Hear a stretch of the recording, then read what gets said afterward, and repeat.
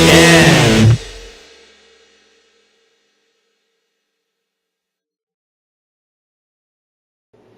Welcome again, you crazy sons of bitches. Or weird sons of bitches. Here we are back again. Here for revenge for practically nothing. Why? Because I fucking said so, you fucking whiners. Especially that motherfucker that disliked the video. I'm gonna call the cyber police because I'm really butthurt and bubba dubba yabba dabba do. That's one hell of a way to start a show. So, it is Actman again, and yours truly. Unicorn Wizard, it's me, I'm here, it's real. Unicorn Wizard, fucking uni poony schmoony, because your artist kook friends are, they're quite something else. Some of them are nice, some of them I probably will want to punch in the nose, maybe. Yeah. Maybe. I like uni poony. Hey, if you have a problem with me, or the shit I say, you can always find me on YouTube. I'll put a link down below. Or, you can find me on Twitter. I have Twitter now. Why? Because I'm kind of a trend fag. Although, the place kind of sucks. It does kind of suck. You just got to get the ball rolling. But can I just say, I love the way you plugged yourself in. That was a good segue. Because I am a good segue, baby. You should know that. Woo! Don't be mad at what you can't understand or what you love, but you won't express your love to me. You want to suckle me dry there, unicorn. Hold on a second. Save that for later. Excuse me? Whatever, bitch. Well, anyways, today's show. We got some topics, but here, because he's been very patient, we have... he's not a special guest because he's not retarded. Oh, that one got me.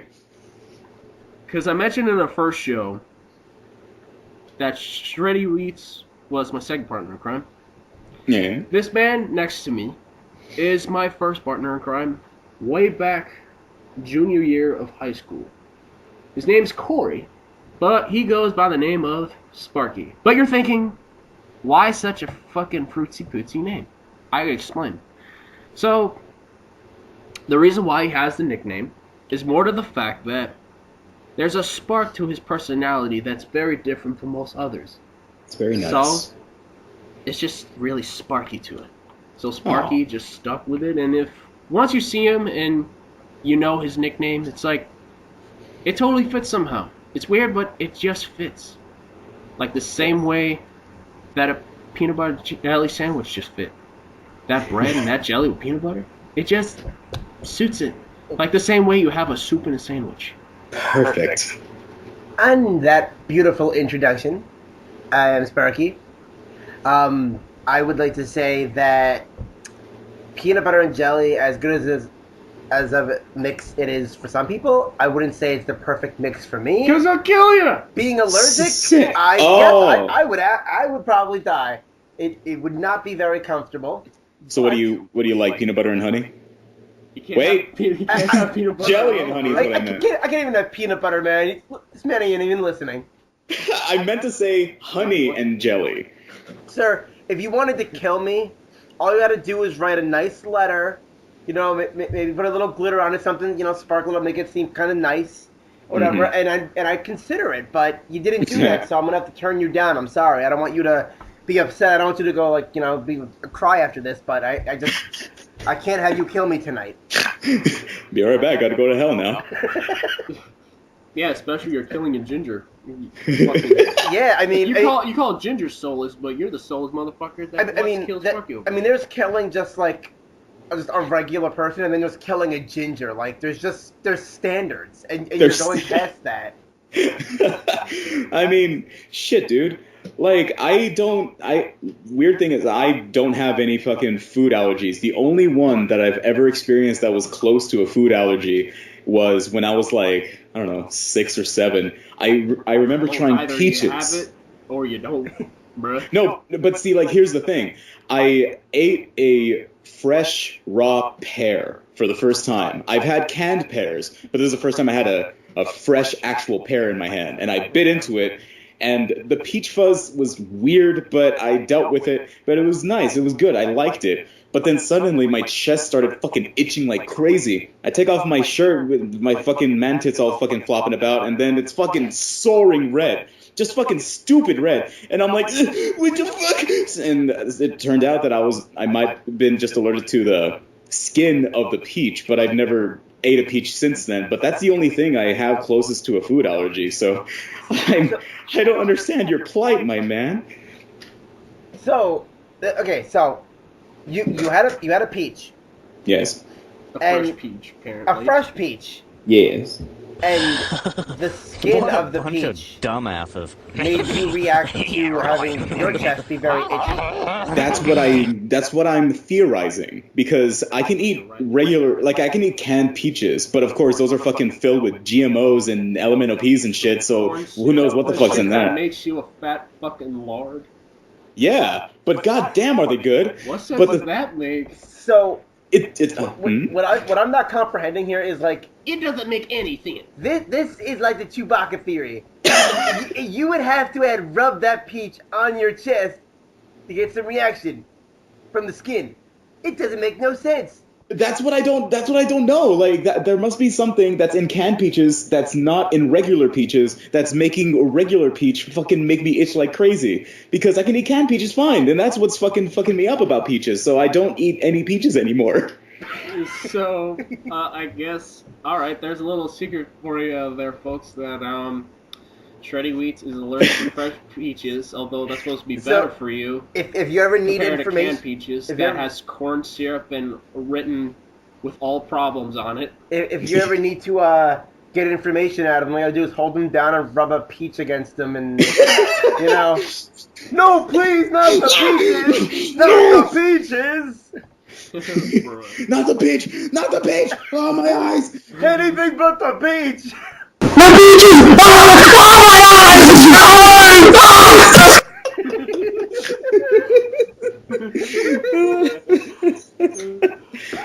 eyes! Glorious. Oh, anyways, a basic little secret there. Yeah. For starters, that we have our guest here, not guest. Tell us a little bit about yourself there, Sparkums, that people don't know about you. Maybe you're comfortable talking about 2 to 12 to 5 to 1 people that are listening out there. Yeah. Tell us your origin story. Well, if I want to start as fresh as a peach, No! I'm gonna go with so originally I used to live in New Jersey, smack dab in the city, where everyone treated you like an asshole and almost wanted to run you over half the time because they had a lead foot. Sounds like Florida, but except it's for you, it's up north. Yeah, it's not the same. No one wants to talk to you. Everyone just looks at you like you have some mental issues, and yeah. But I moved here in Buffalo about 2002, and throughout the time it was fun. It took a little bit of getting used to, and then come 2009, I went to Harkness, where I met Actman, and where Stu Nation, which our group name is, which we also have another member. His name is Farmer Brown. Whose name is Jacob. But we prefer to call him Farmer. We'll explain that in a bit. We will get back to that, but we've been in that group since 2009, doing utterly ridiculous things, down to raving in studio apartments, screaming at dead fish, and mocking old people because who doesn't? When did we do that? Always. Well, I did it without you. I mean, you did film that one thing, and this is a true story. It's on Sparky's Facebook, where he filmed an old guy driving on a three-lane street, and the street was busy as fuck. It's not like he was crossing the crosswalk. On a scooter in Buffalo. He was going where the traffic was going, head towards it. We were just watching it earlier. Fucking amazing. It was quite interesting, but I'm pretty sure, like I was already saying to Sparky, that I'm pretty sure the guy just wanted to kill himself. yeah, he was heading onto traffic. He wasn't going was with in the it. left He was lane. going I mean, against the worst part was like he didn't even have the audacity to put on his blinker. Like he just Of course went. not. Yeah, he didn't have the audacity. He just like went. Dude, everybody here just goes. Or driving in Arlington is fucking like a death sentence, especially in the rain. It wasn't even rain; it was sun shining, and the old guy was giving no fuck when I was watching this video. There was zero fucks given. Like I said, if you take a journey to my Facebook page, you will certainly find it. But it is it's something. What was he? Was he old and fat or just old? He was just old in a in one of those just basic scooters, and it was funny because in the video it shows him like coming out into the street and turning into the left lane. But prior to that, before I started, he was sitting in the turning lane on the other side of the street with cars behind him before the light turned green for him to go. And I was like, what the fuck is going on? Like, what is this? Because, like, dude, if you're old, that's one thing. Like, you're already, like, close to death, so you already don't give a shit. But if you're old and fat, like, you have given up on every aspect of life, and I mean, that's easy. All they have to do is fucking roll down a hill. But see, like, the thing is, I'm just saying, when, like... It's gotta be like that, what is it, is it Black Sheep? Yeah. Black Sheep? Yeah, Tommy would just, like, roll down the hill. I mean, but the worst part is there's no little roots to hang on to where you think your life is safe. It's just downhill. All the way.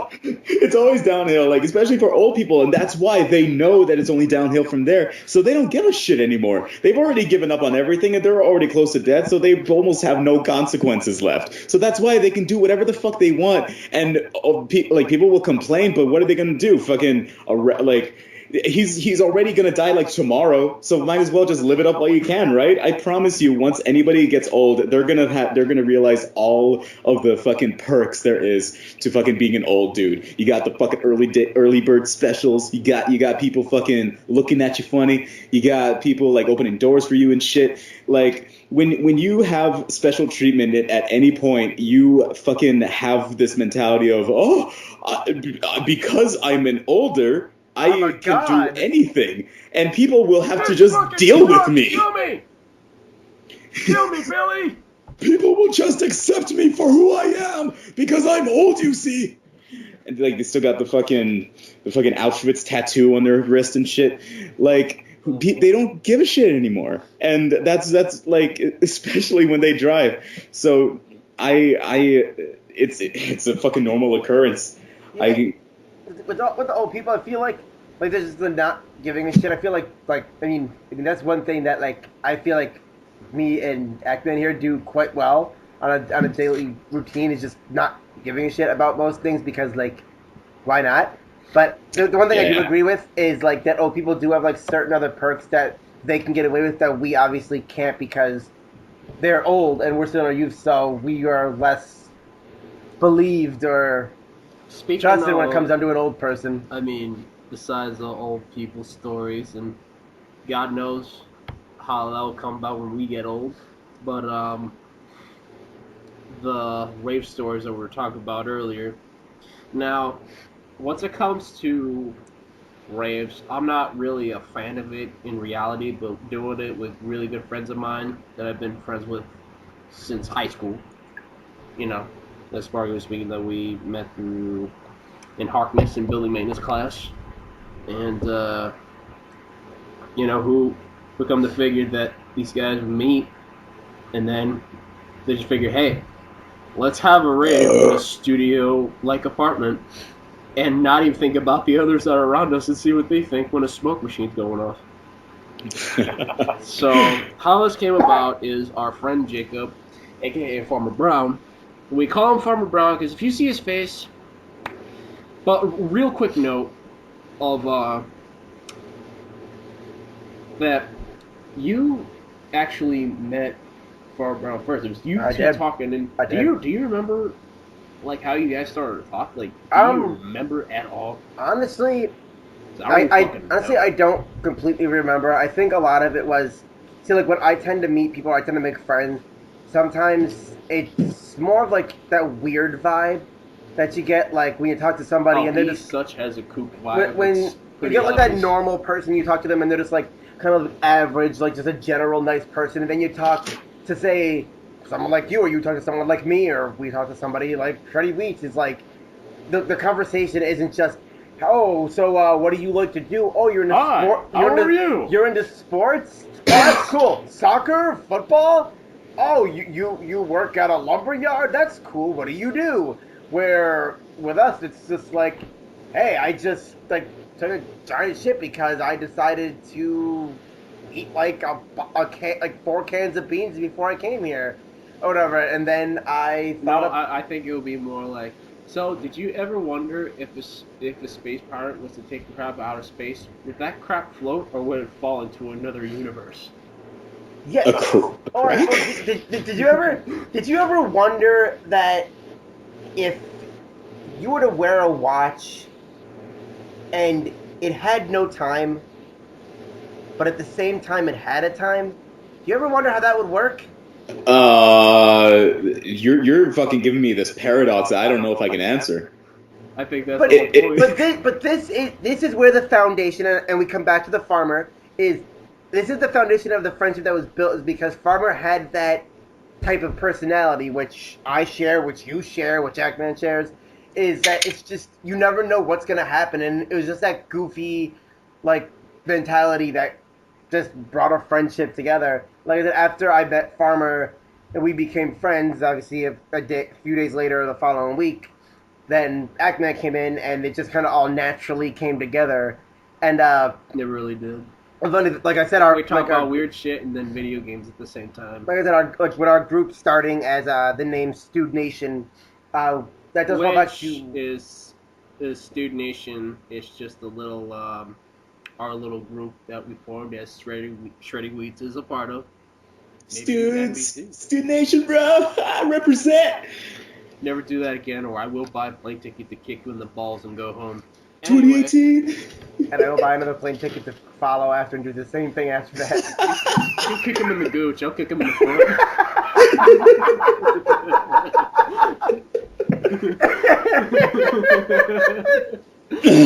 Hold him! Hold him down, right in the goose. Just throw peaches at me. I'll behave. Oh, you'll behave, baby. I'll behave. Pages, baby. Losing track here.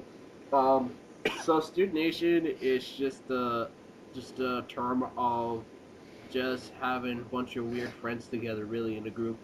And first, it came about the word "stewed" came from Farmer Brown. I guess one of us was doing something stupid. And he you called or us me. a stewed. And then he's like, "Can you stop doing that, you stewed?" And it's like, Dude. Dude. Dude, just really attached to that point. Since And 2009. And ever since Student Nation then formed, our one mission in life was basically, like I said before, Kick not so to get much ass while we're here before we fucking croak. before we croak, do things that other people aren't willing to do. Basically, Put ourselves in elements where we don't belong. yes. There's like even earlier, Acton had a very interesting idea about people fishing. People fishing. People fishing. We wanted to get a small We mentioned this fishing today. rod and put $1 on it, and we wanted to behind a rock or climb a tree, and we wanted to fish for people in a public park. That's a good one. There are challenges yet to come where me and Ekman have we've talked about this and we haven't done it yet, to make deals or bets depending on the situation, and the outcome of whoever the loser was would have to sing love songs to people out in public. Oh, that was your idea. Yes, and or things like that. So if you had to go, No, you know what it was is we had to go to a restaurant and play a part of a different character. I would have to play a gay person. You would play I don't remember, and then you got to see if that other person would laugh. And if the other person laughs or breaks character, then the other person has to sing love songs to any person. But the thing is too is the person who out lost, in public, and it the could other be person anywhere. gets to pick the person you sing it to. So if I lose, I can go, oh, look, there's that really fat old dude that looks like he's like mid-50s. Like, you gotta go sing a love song to him. Oh, Lord. Or I gotta go up there and I gotta sing some Frank Sinatra, be like, I love you, baby, and get down on my knees and just sing to this guy. Hold up. Oh, it's a song. I know that's a song, but I don't think Frank Sinatra sings He does a version. There's tons of, I don't know who the main dude is that don't. But Yeah, either way, Huh. if I have to get does down, he do a version of that? Shut Yeah. the fuck up. you shut the fuck up. Ah. He does. But if I have to get down on two knees and sing "I love you, baby" to some fat 56-year-old man, like goddamn it, I'll do it. You'll probably get stuck underneath this bat from your head. Well, it depends on how close I am and if he falls over.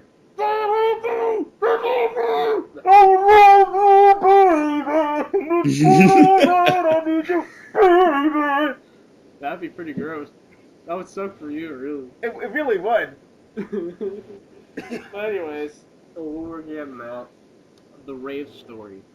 Now, so Farmer was getting into rave equipment out of pure random.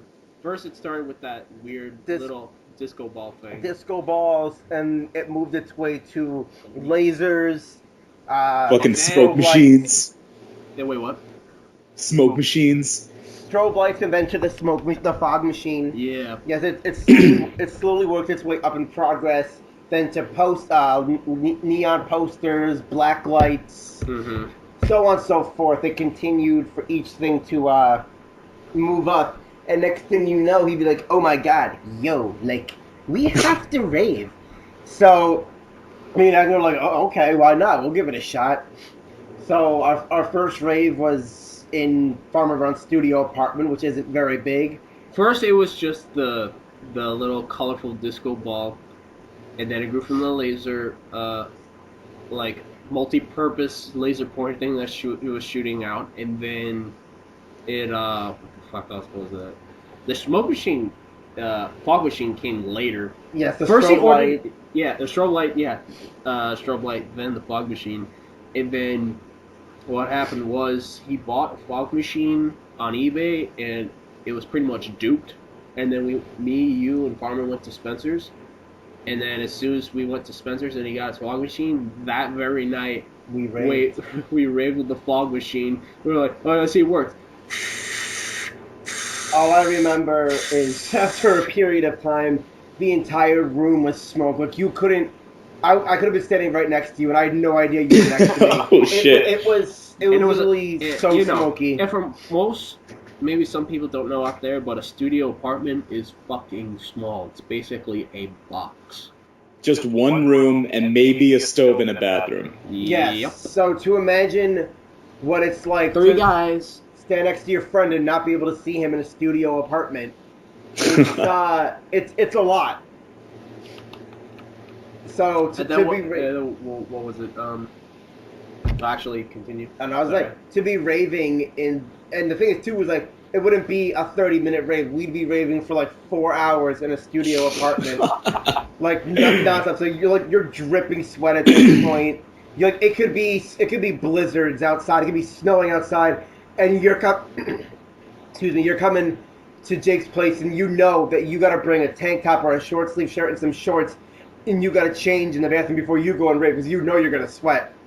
Jeez. And it's just crazy. I mean, it was down from jumping around, flying on the floor, wearing Santa hats and ski masks, and also that there are other neighbors as well. And when the fog machine was going out, and not being concerned for the other neighbors or what would they think.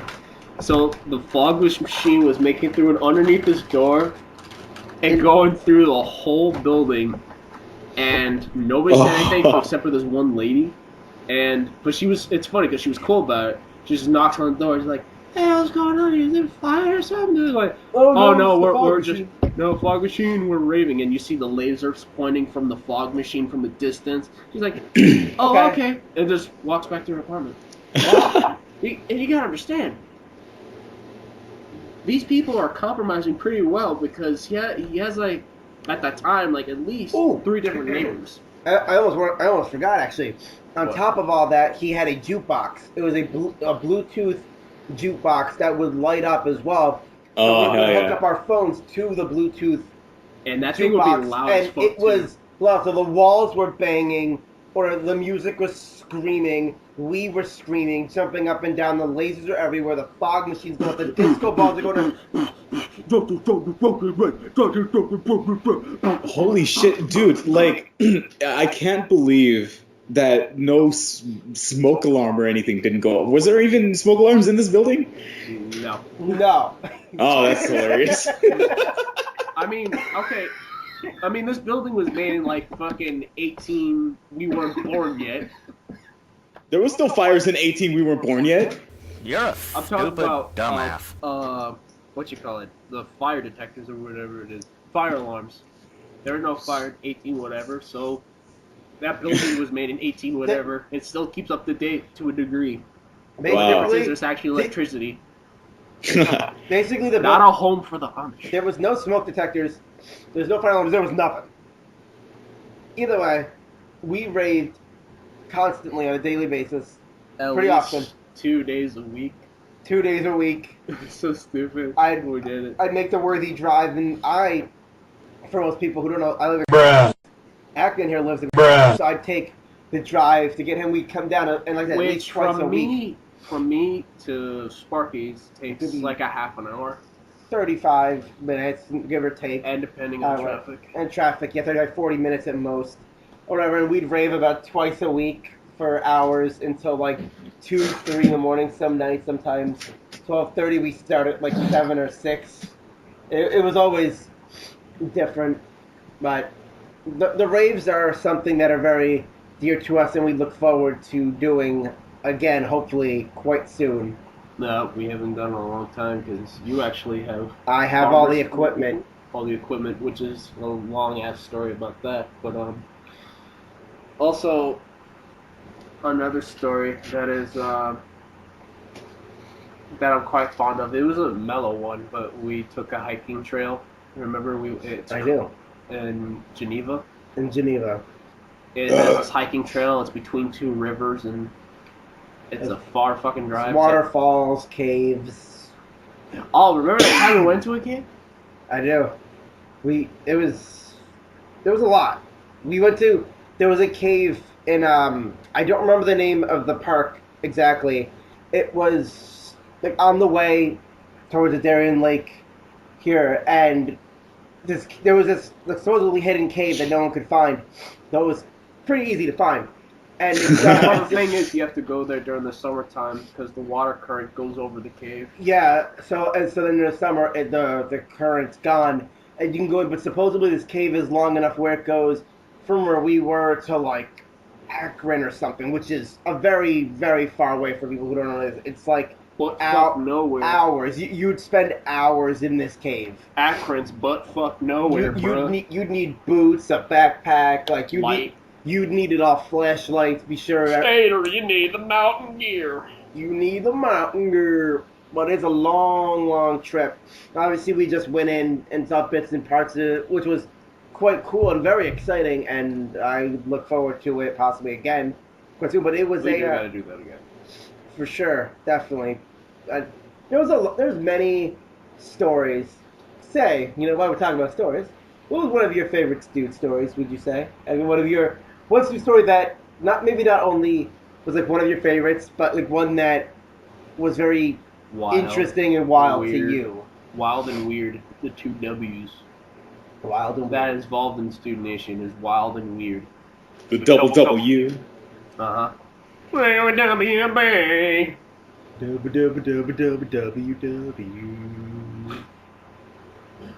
W. W. George W. WD-40. Rubber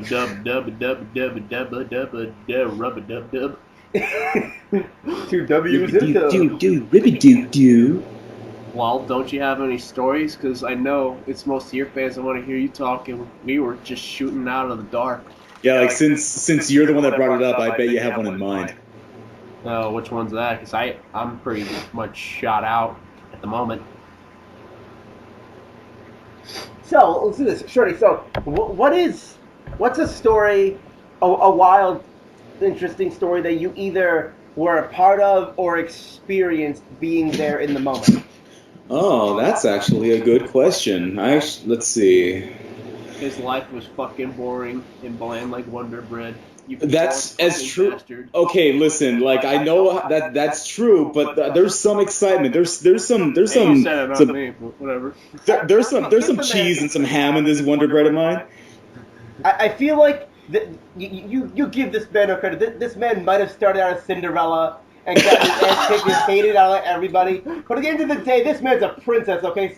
Something went right, and he's got a story to tell. So let the man tell his damn story. Well, I thought George Lopez could look any uglier. He just did. Oh my god.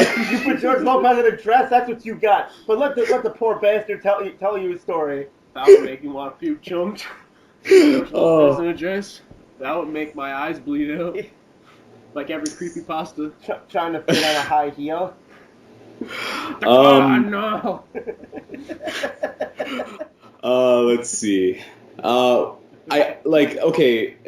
It's really difficult because it's not that they're like wild and crazy fucking holy shit happenings, but I just have stories. So let me see. There's like one of my personal favorite memories is my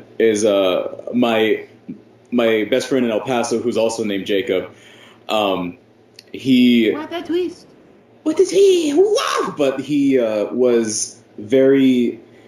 He hated me at first. Like I met him when I was a freshman. Yeah, when I was a freshman, and he was a junior. And like, you don't plan on it, but like when you're a junior and senior, you kind of look at freshmen. And you're like, yeah, fuck you for being younger than me, and you think that, you're like, For me, no. it was more of, you're all fucked up and you suck. Yeah. For me, it was more of like, you have to dance like freak the freshmen. So I'd have all the seniors were trying to jump up and like hump me and grind on me during the dance. There was a lot of You had shoving. some gay motherfuckers in your high school, bro. Oh, it was Yeah, what the fuck? guys, girls. I mean, some of the girls were pretty hot, so I might have been okay with it. But You a lot say of the that like that's others, relatable. it's like, just don't put a paper bag over their head and beat them like a pinata. We can't wait for them. Like, these ugly motherfuckers. Whatever, but continue. You said it, not me. Oh my god. I'm going to say to you, dude. Not Uh, We'll continue. And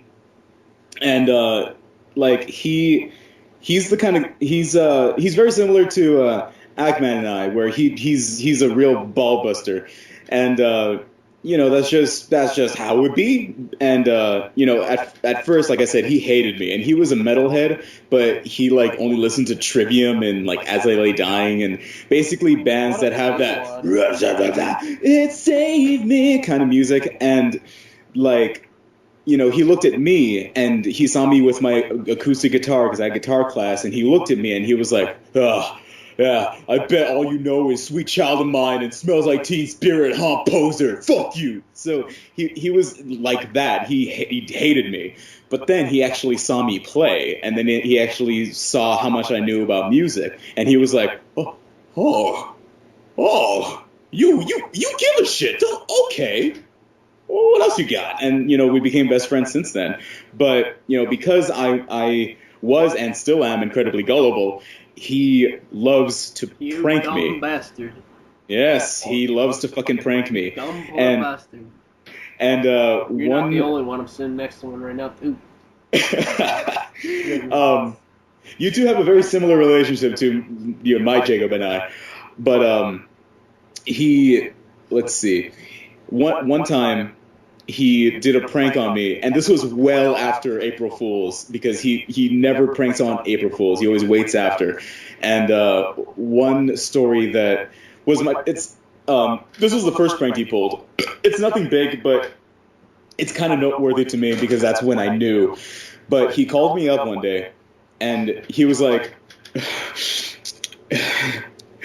"Hey, dude," and I'm like, "Hey, you okay? What's up?" And he's like, okay, listen, I think, okay, I'm gonna have to stay at your place for a couple days, I think. I got my girlfriend pregnant. Her dad already hates me. He I think he might have found out already. And right now I'm at the park that's near my house. I see the police already going to my apartments. And when he said that, I heard sirens. Like sirens passed by right when he said that. So I was like, oh my God, like I believed him. And he was like, okay, yeah, I hear them. Like they're already going to my apartment. I'm going to have to stay at your place for a bit. Is it okay if I go over? And I'm like, yeah, oh shit, yeah, dude, of course, come on, I'll fucking have water and shit and fucking hug you when you're here. And he comes in, and I open the door, and he has this fucking dirty, greasy smile on his face, and I'm like, hey, dude, and he's like, got you. I'm kidding. And I'm like, what do you mean? He's like, that was a prank, dude. Dude, when I said the police were coming, that was an ambulance passing. Like that was just pure luck. And so like that's when I was like, all those happy accidents. yeah. So that's when I was like, oh, this is a motherfucker, huh? So my personal favorite prank that he pulled was this one. Fuck. I was in like. It's not even a band. It was just like we all played instruments and we just jammed together. But like I you know, called it the ego band, where everyone has an ego and they say, "Hey, we should try like this. We should try to play this. Well, I want to play this. I want to play that too. Well, I don't want to. Fuck you. Fuck you." You get all your dicks in the way, and then you realize you ain't making a goddamn thing. dude, trust me, that's exactly the way it was. It was like, I want to play Walk by Pantera. No, I want to play Psycho Soldier by Shreddy. It was exactly that. But same here, man. I fucking hated that shit. Fucking high school bands are the worst. Everybody's cock gotta get in the way because you think you're better than everyone else. No kidding. You play bass. Well, you play drums. Fuck you. Fuck you. I'm over it. And see, like, just like a little side story that's still relevant. We all agreed to jam together, and so my friend Andy brings over his drum set. One dude brings his bass, another dude brings his guitar, and my friend Jacob was the vocalist, and he's really proud of his guttural growls. There it goes. The ego battle starts. Exactly, right? So, but see, here's the deal. The other guitarist, his I was about to say his real name. I shouldn't, but he Larry. Just call him a generic name. Just call him name like Larry. Richie. So Richie Blackmore over here, fucking like comes in. Hey, you wish. I know, right? But Richie comes in, and Richie committed the first cardinal sin, like the fucking commandment number one of any jam session. He brought his girlfriend. Oh, so he comes in with his girlfriend. Outsiders. Exactly. Yeah, it's exactly that. And so the thing about Richie's girlfriend was that she was the kind of girl that would fucking flip her shit if there was even a fucking resemblance of a girl near this dude. So she was extremely jealous, just that type of girl. And I was in the backyard, with everybody. But I had my back turned to the house, and I was told that Richie's girlfriend fucking looked at Richie and said, I thought you told me there was not going to be any girls in this band. I thought you said, I can't believe you lied to me again. I swear to God. And because of my long hair. Literally just because she didn't see my face and saw my long hair, she immediately thought that I was a girl and immediately flipped her shit. But then when I turned around and found out that I was a dude, then she was like, oh, okay, never mind. It's okay then. Oh, God, it was disgusting. So... what a crazy schizophrenic bitch, I tell you what, Bobby. It's just fucking insane. So, we all finally gather about and, we're done with everything. And we just start jamming a bit. It's going pretty well. And then Jacob goes inside. And he calls me over, so I follow suit. I follow him, and he has this huge pitcher, and he pours it. He pours 4 glasses, but there's 5 of us, and he's like, all right, man, dude, would you mind giving a cup to everyone everyone outside, and one for yourself? I want to. Like I know it's just orange juice, but I just want to make like a bit of a toast, just because you guys are pretty cool. And I'm like, oh, okay. But what about you? Like, don't you want one? And he's like, oh no. Like, orange juice fucks up my throat. I don't want to drink it. I don't want to ruin anything. And I was like, oh, all right. And I believe stuff like that. So I was like, okay, fine, that's whatever. So I give one to everybody, and I was like, okay, guys, don't drink it. Jacob wants to say something first.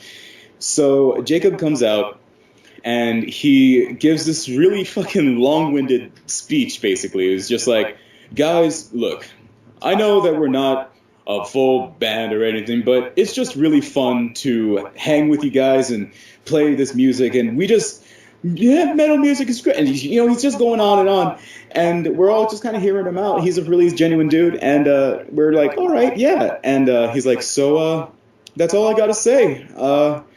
Go ahead and raise your glass, take a swig, and we're like, all right. So we raise our glass and we start drinking it, and I'm like, yeah. But the thing is, after all this, I'm not gonna spit it out and be all like, "This is what the fuck is like." That would be so. I would feel so fucking bad if like after all of this and then Imagine shit. if he had like piss in it. You're just like, oh yeah, shoot. Check this out. Check this out. Yeah. But yeah, exactly. But check this out. Like we start drinking it and we're like, yeah, it's good. It's great. Yeah, love it. Love you, man. And so we're like drinking it out of politeness, and he's just like standing there with, again, this fucking shit-eating grin, and he's just like looking at us, and he's like, I'm kidding, man. Dude, that's just water with macaroni and cheese powder. You can fucking throw it out, you goons.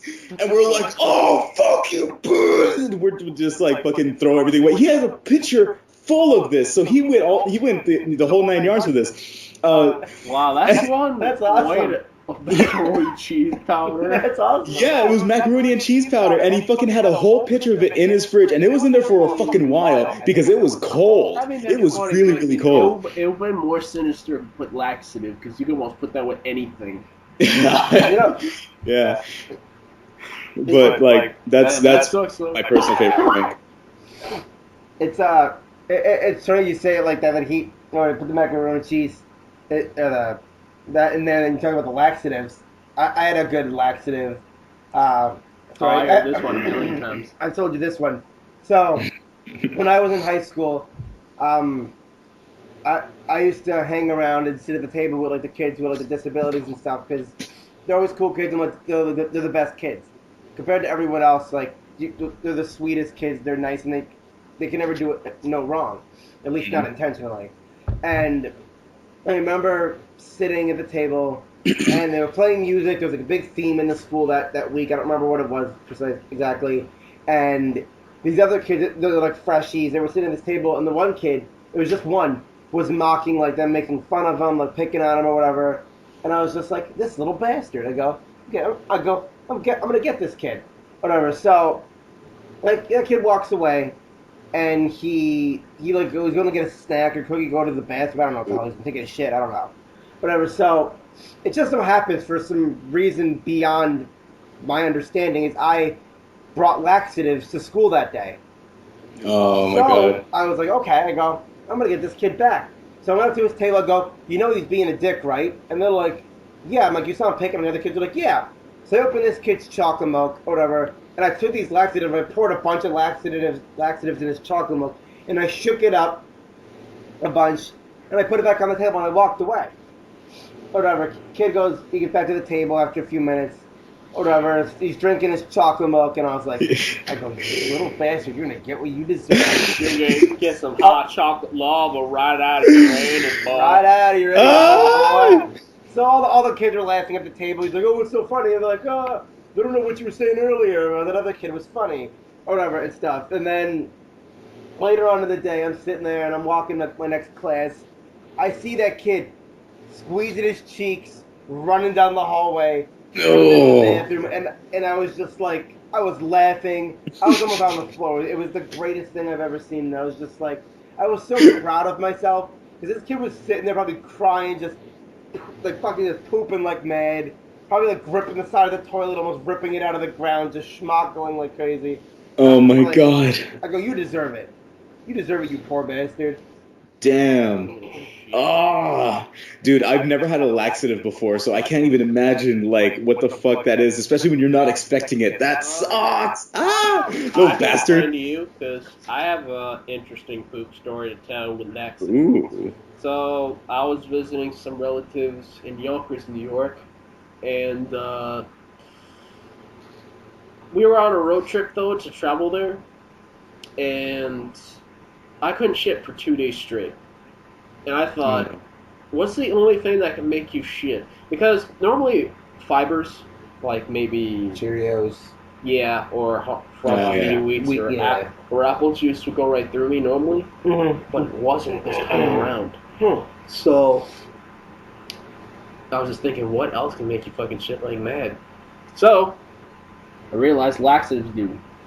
So it was me and my cousin. We went right down the street from the convenience store from his dad's house and got the laxative. And for my height in particular, reading the directions, I had to drink the whole fucking thing. Just because based on my height, that's how it's based on. Like maybe you're small, you only take this certain amount. I had to drink the whole fucking bottle. Ooh. I'm like, great.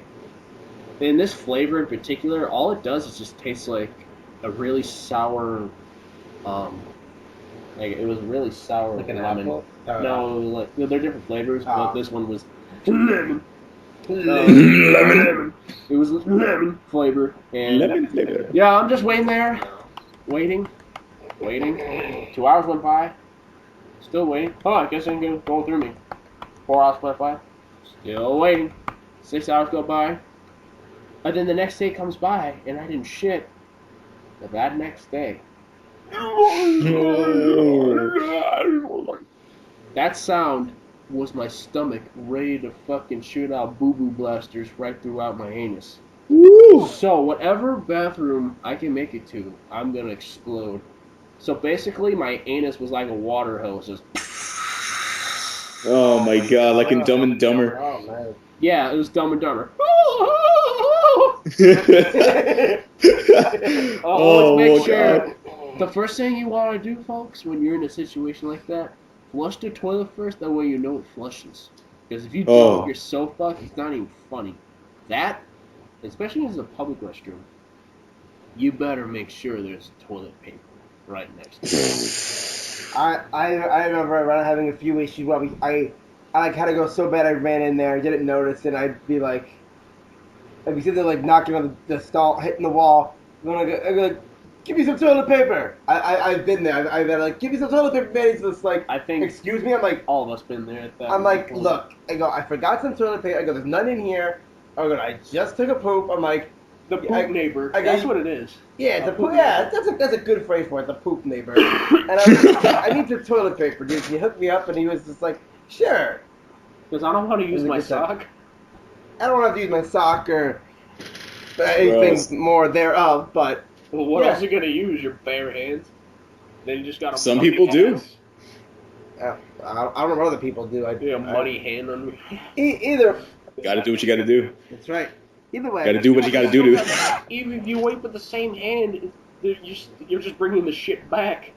That's why you like get your hand and like whip it and just go whoop, and then start again. Oh, you know. So Shreddy. Yeah. I have a story for you Oh. that I feel like you would appreciate. Alrighty.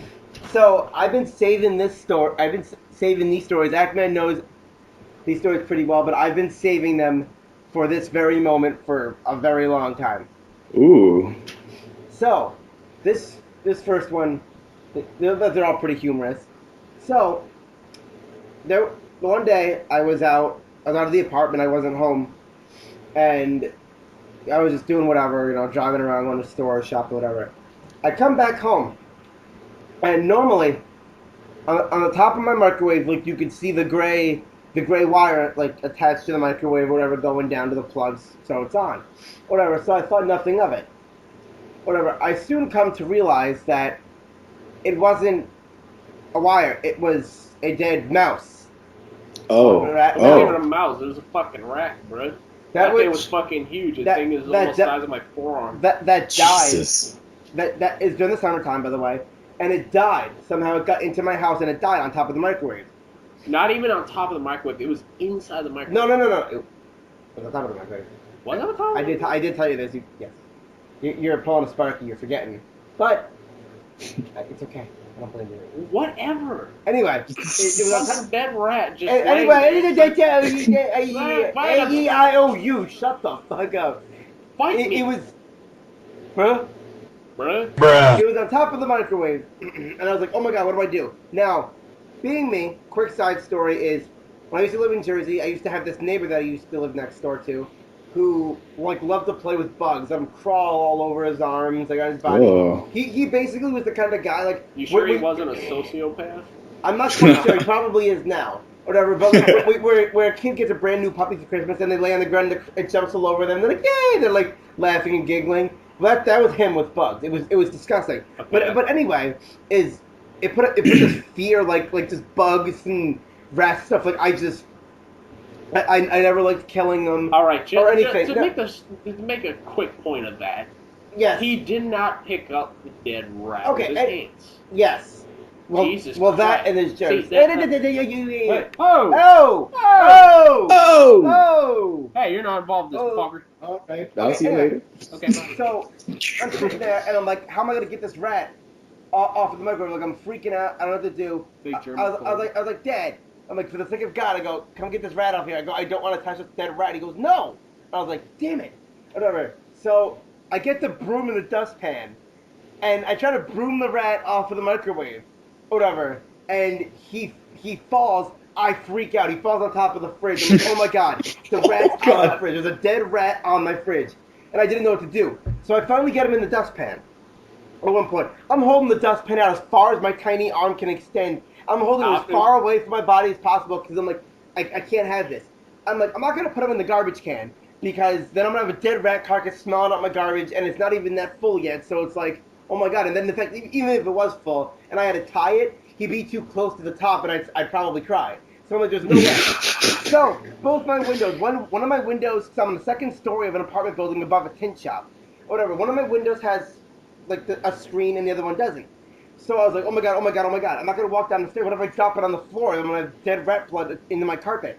So, I opened the window and I was like, oh shit. I throw the rat out the window. Whatever. Now, I'm thinking the rat's just going to land right on the concrete, he's going to die, no problem. Oh no. Some guy just finished washing his car. Oh no! Brand new Mercedes, black Mercedes. Dead rat carcass hits this dude's Mercedes right on the hood of the car. I look down at the window and I just see this dead rat blood this rat laying on this dude's Mercedes. No! Guy gets out.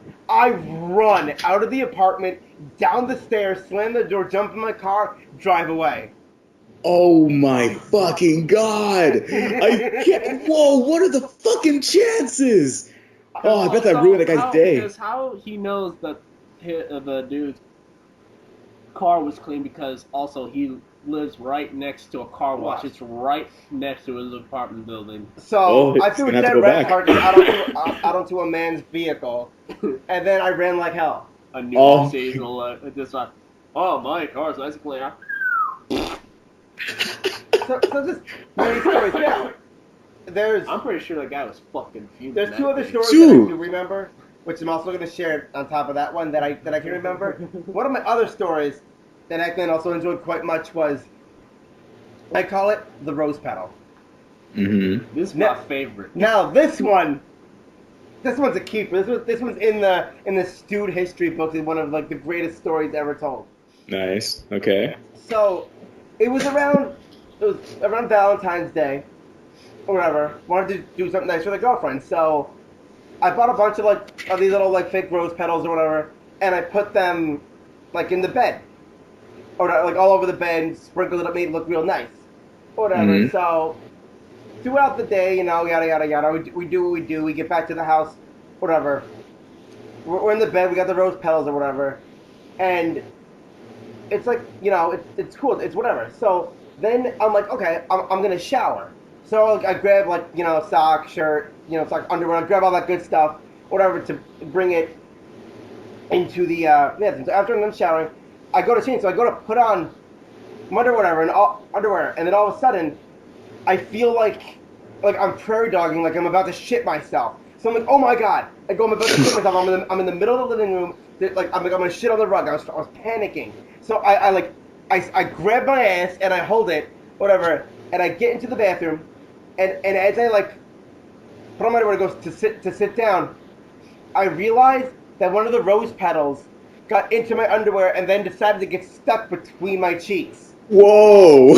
And I thought I literally shit myself, and I was prairie dogging, and it was just a rose petal that from the static must have got into my underwear and then got in between my cheeks. Whoa! What the fuck? Holy shit! That's fucking crazy. That was, that's one secret there, folks. Gingers poop out roses, so date yourself a ginger. You'll get some rose petal right out of the ass. You'll have a really nice smell. Now, one of my others, I've had a few stories. This one's another one. By the way, just to hang out for a second, the thing about Sparky is he definitely has some stories that just makes you wonder about your whole life in general and what the fuck you're doing and what you're missing out on, even for the smallest things. Cause dude, the fucking chances of both of these stories, because not only is your neighbor have a nice car, it's a fucking Mercedes that he just washed. It was some random stranger, but there's still the chances of throwing a dead rat carcass onto somebody's Mercedes. Exactly, because if a bird shits on your car, when it rains, it carries debris, so it fucking makes your car look like shit afterwards. It's understandable with those things, but imagine fucking going to your car and finding a dead fucking rat the size of your forearm on your car. You're like, where the fuck did this come from? And he'll never know. He'll never know. And the thing is, too, is at that moment, whatever, which makes it funnier is, he knows that the rat didn't come from anywhere else but the sky, as far as he's concerned. Exactly, because there's a splat. From the sky. There's a splat mark, so it came from a distance. That landed in my fucking car. I heard rumors. From the government that fucking flying rats fucking flying around. Are you fucking serious? Maybe it was horrible. And then one of these fucking rats lands on my fucking car. I got bought this nice Mercedes for cheap and fucking clean it up, and there's a fucking flying dead rat hanging on my shit. But the chances, those motherfuckers. The chances of either of these stories, yes, they're quite rare. But that's incredible. This next one is incredible. This next one wasn't luck like that, but it was more Which one is it? Humorous. Wait. When I tell it, you'll remember it. So this one is called the Chicken Nugget. Ooh. So. My girlfriend's name is Gabriella, for people who don't know, and she is an obsession with chicken nuggets. Just loves them. So, the one day... Oh, yeah. Now I remember. So we're sitting at this, she does this hookah bar thing, the smoking the hookahs and stuff, and we're getting ready to leave, and she goes, I'm kind of hungry, I want some chicken nuggets. The McDonald's next door, so I go, okay, fine, we'll go get some nuggets, or whatever. So... we go to get chicken nuggets, and we're driving home, we're eating them, blah, blah, blah, and stuff. We get back, and I'm just like, she goes, let's put them in the fridge, I want to save them. I'm like, you're not going to eat them. Small story is anything she puts in the fridge, she never eats it, never finishes it. I'm like, you're not going to finish it. She's like, yeah, I will. Never does. The nuggets are sitting there, or it's been a day, I'm like, they're not going to go. So the one day she's in the bed, she's sleeping, and I'm just, okay, I go, time to seek some revenge. So... I go into the fridge and I pull out just one chicken nugget. I open the door into my room. I go into my room and I technical difficulties because my computer's fucking excellent. Did it save? Yeah, they did save though. Good. Well, because for you folks don't know that the audio files work separately, so I was kind of hoping that it didn't Yeah, big time.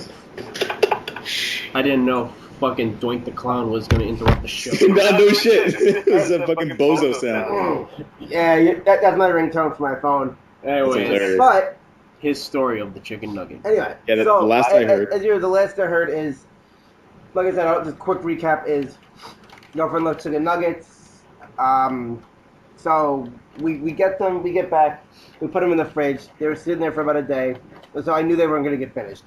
So I grab a chicken nugget, and I crawl onto the bed, and I was like, babe, I go, wake up, I have a surprise for you. She's like, what is it? Or whatever. I go, let me, and I go for like a little Pepe Le Pew. I was like, let me kiss you, my darling, or whatever. So she goes for the kiss, or whatever. Opens her mouth. I take the chicken nugget and I insert it into her mouth. while she's half asleep. Oh no! And as she wakes up with the chicken nugget half in her mouth, I look her dead in the eye, and I go, eat it! And then I walk away. That's a good one. I like. Oh my god, there's something so funny of like just telling someone like, babe, kiss me, baby, kiss me like you've never kissed before. Close your eyes, don't look at me, but kiss me.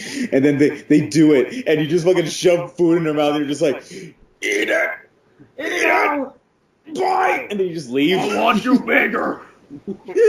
Bigger is better.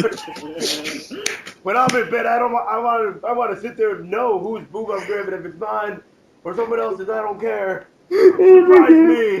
Surprise me. Surprise me.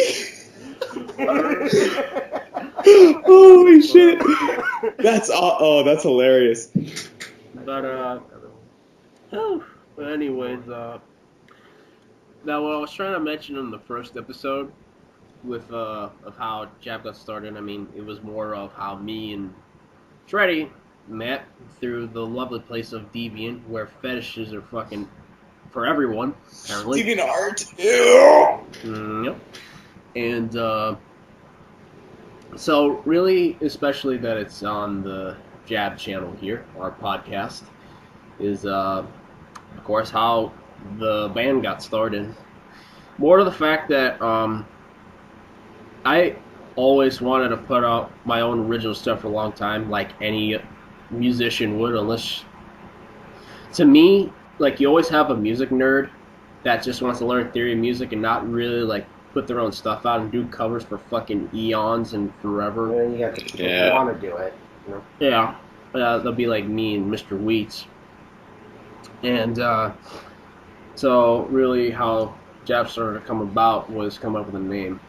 Now, for any band out there, we all understand coming up with a name is just beyond fucking frustrating. What can you come up with it? You know, what would fit? What would, you know? I remember for a while. I really wanted to name the band Holy Shit. I'm trying to. Oh yeah, you did. I thought it was funny. You're like, nah. Yeah. Something that really sticks out. And how J.A.B came about, originally it was going to be called just another band because I thought I was so stupidly clever. Yeah. Then I realized I'm not. Whatever. Fucking we're all winners in our heads. I'm a winner in my head. My mommy always told me that I was a winner. Kill yourself. Anyways.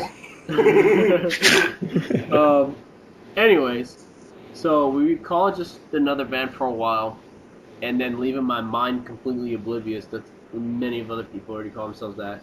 But why we wanted to keep J.A.B because Mr. Wheats over here, he drew the original logo that you see all around in our media. You know, our Facebook page, Spotify. Yes, we do have Spotify, and I'm pretty sure people don't look. Well, I'm not spending that much, so I'm not really bumming. Anyways, the logo Mr. Wheats came up with because he's the artistic view of the band. Oh, Yeah, fucking pat yourself on the back and cry. You can't draw hands right. Oh, I know. Anyways, so yeah, he came up with the logo.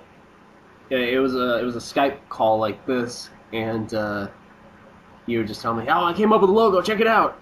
I was like, "This is fucking sweet." And you did this on MS Paint, which he did on MS Paint. It looks so fucking cool. I love the thing. I want to make the thing into a T-shirt, but of course, I'm only gonna make. If I was gonna make T-shirts, I would make one for me, Sparky, and you. Maybe Farmer if he wants one. Yeah. You know, because I'm not, you know, I'm not putting Mr. Wheats down, so don't get it fucking twisted, fuckface. Okay. Good. I pay a majority for a lot of our products just because, you know, Mr. Wheats is in a tight spot that we're not going to get into. Maybe some of you know because you personally, you know him through the interwebs. Or if he talked about it through the interwebs to people he feels comfortable enough to. Although, Yeah. You're thinking, well, why would he tell you that?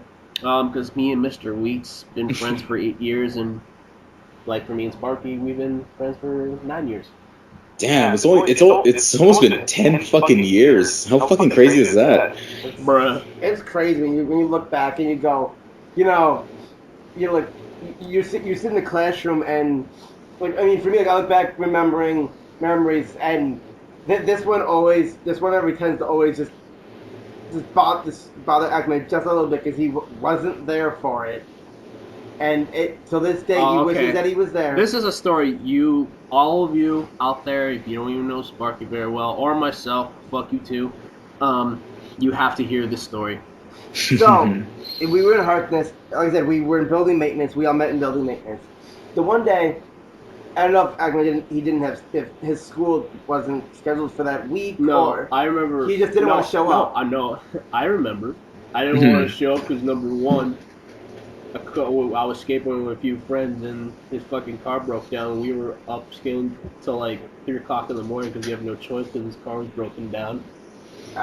Yes, so I basically didn't want to come in from being exhausted, tired, whatever. So that day in building maintenance, me and Farmer were there. We're sitting there with all the other kids, and our teacher goes, "Today, we're gonna watch a movie," and we're like, "Okay, maybe it's gonna be something relating to building maintenance, whatever." Oh no, we decided that we were gonna watch Toy Story. Oh. So maybe they picked Toy Story because of being related to wood. There's a slight possibility to that. Anyway, there was this kid in our class, and his name was David. Bruh. Now, David was a very unique kid. Whatever, not the brightest at all in any sense, and just didn't. I wouldn't say they were very bad anger issues, but it was more of like baby anger issues, like just like little kid anger issues. Yeah. And having a fucking fit, bro. One of my favorite things that I loved about David is his hatred towards Actman was undeniably the greatest thing of the entire year. Any day that those two were in the same room, if Actman goes, "Hey there, David," or "Hey there, sexy," or whatever, they'd be like, "Oh, get away from me! I hate you! I hate you!" Whatever. Hated Actman with a burning passion, and it always just put a sun over any rainy day or any cloud around it. It just made it so every day so much more funny. Anyway, we're in this class, and I guess David's favorite movie is Toy Story. Oh no. Now, David has a very deep voice. So as the movie starts to begin, me and Farmer are sitting in the desks next to each other, and all of a sudden you hear, "You got a friend in me. You got a friend in me." Oh my god. Singing, "When the road gets rough ahead and you're miles and miles from your nice woman." Was he singing along with it, or was he just singing it along with the whole damn theme? Oh my Me and god. Farmer start laughing so hard, we fall out of our desks. We are crying on the floor of the classroom, and I was just like, as I'm crying, I get very high pitched when I'm laughing. Yeah. And I'm to the point where I'm like, are you fucking kidding me? And I was laughing, and Farmer's sitting there,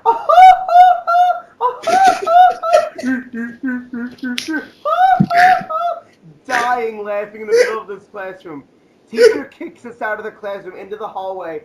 You could still hear Farmer laughing at the top of his lungs. I'm about to have an asthma attack. Like, I'm dying. Whatever. And you still hear, you got a friend in me in the room. He's still singing. We're in the hallway on the floor, crying. And the following day, Actman comes in. I tell him this story. Until this day, regret for not being there, being able to bask in such glory and such a beautiful moment that goes down in history as one of like my favorite things to have to ever witness and be a part of during a school program. That is a great story, man. I'm I'm notorious for ridiculous stories. Holy shit! So anyway, I love that context going into that story. All I have to say is fuck Cadillac. Anyways, anyway, of how, with the J.A.B logo and Mr. Wheats being the artistic view, all that. Anyway, so being called just another band, and oh, fuck, well, I don't want to call it just another band anymore, and then just scrambling, well, we want to name it, but we want to keep J.A.B because Mr. Wheats over here coming up with a cool-ass logo. It's like, we gotta do it now. Yeah. Especially in bands, you gotta have the most iconic mascot or logo. Or a logo, yeah. Gotta have something that you can put on a shirt.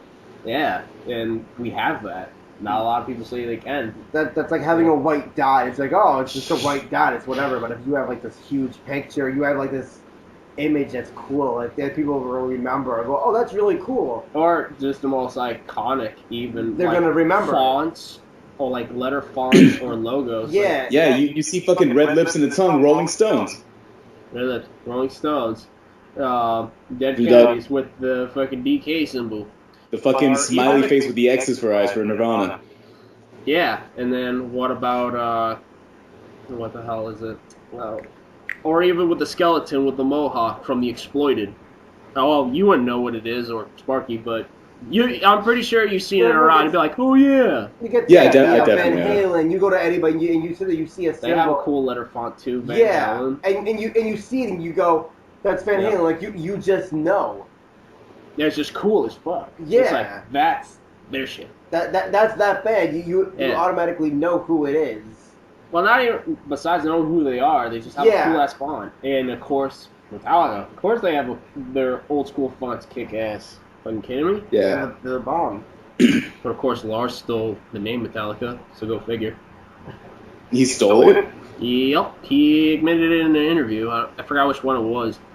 Because a friend of his was starting a magazine. He's like, oh, I have a list of these names I want to call it.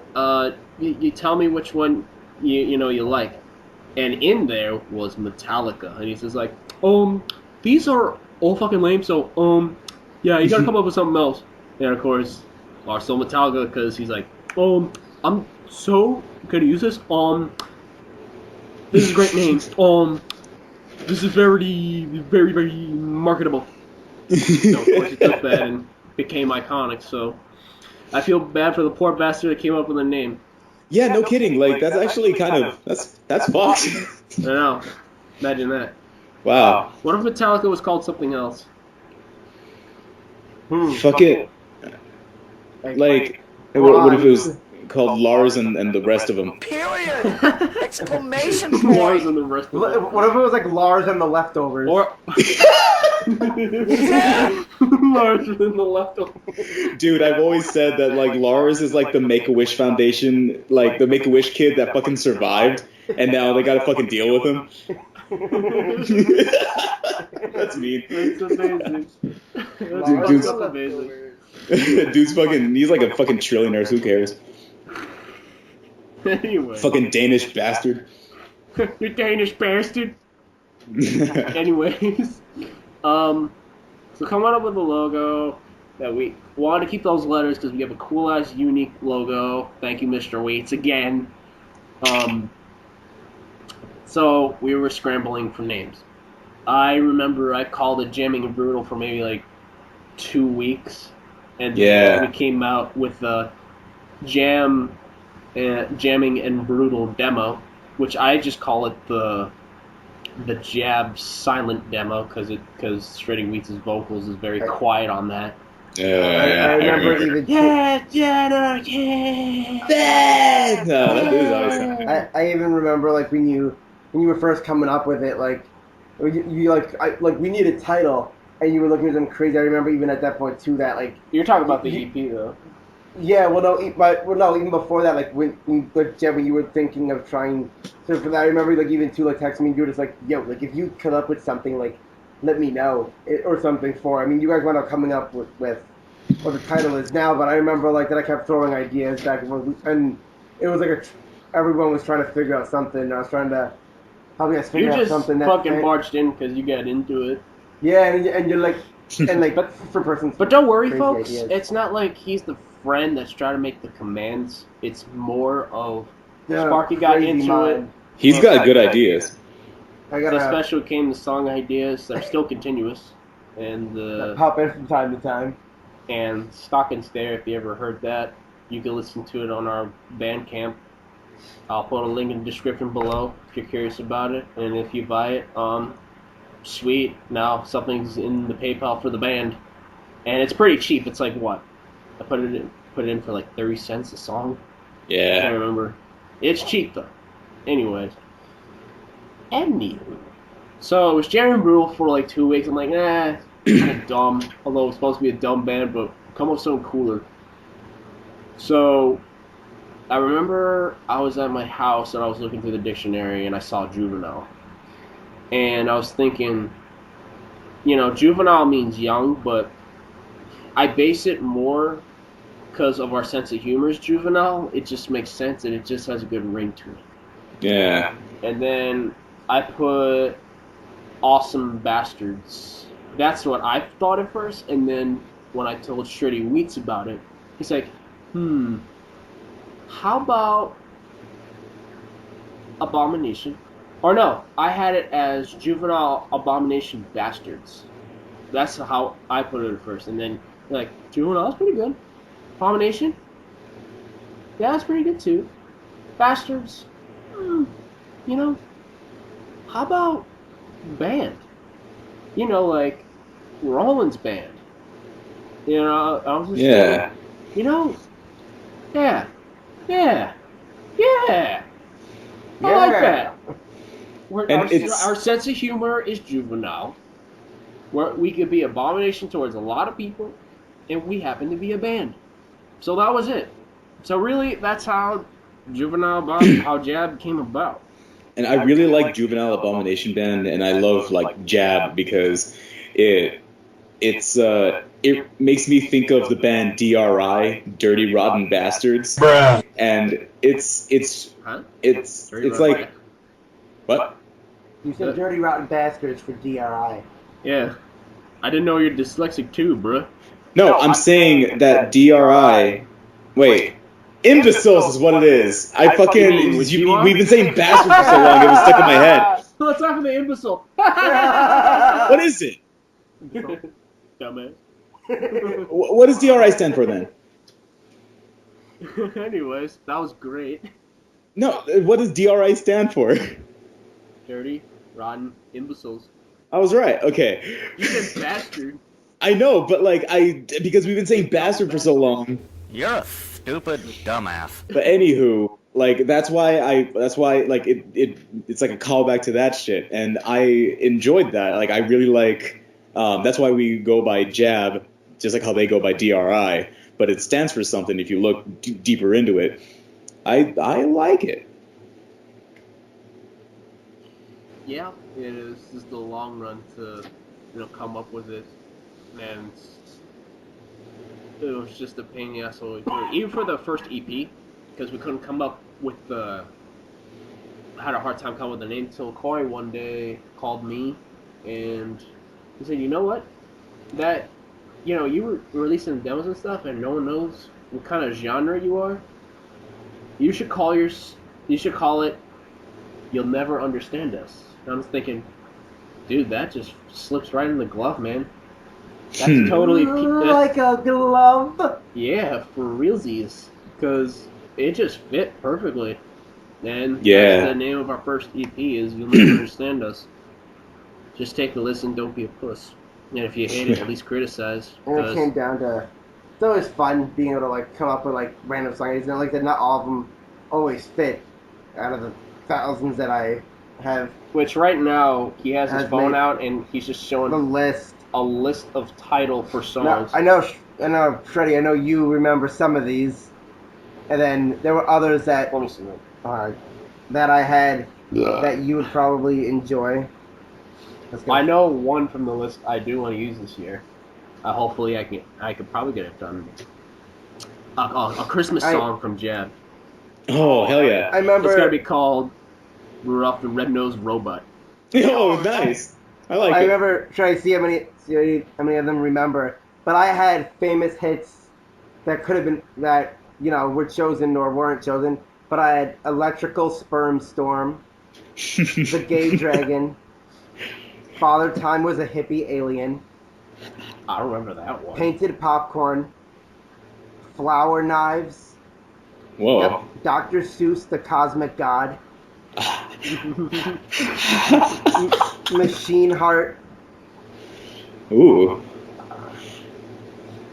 The Sun Made of Yarn. Persian Rug Underground. Picasso Has Issues. That's my favorite. Flaming Donut. You Can Kick the Ball to the Stars. My Reflection. Premature Disco. Singing Peacock. Spider Rave. The Amoeba God. Fucking Midgets. Shredded Data. Foolish Starfish. Humpty Dumpty's Addiction. Oh. The Majestic Shoe. Huh. The Koala Inquisition. Wow. Yep. The Overpowered Fluff. Cher's Nightmare. I like that one.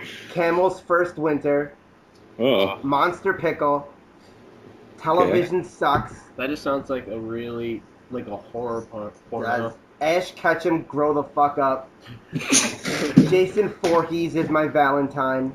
Okay. Unconvincing Foods. Fuck Chevy. Wobbly Toilet. Vandal Sandwich.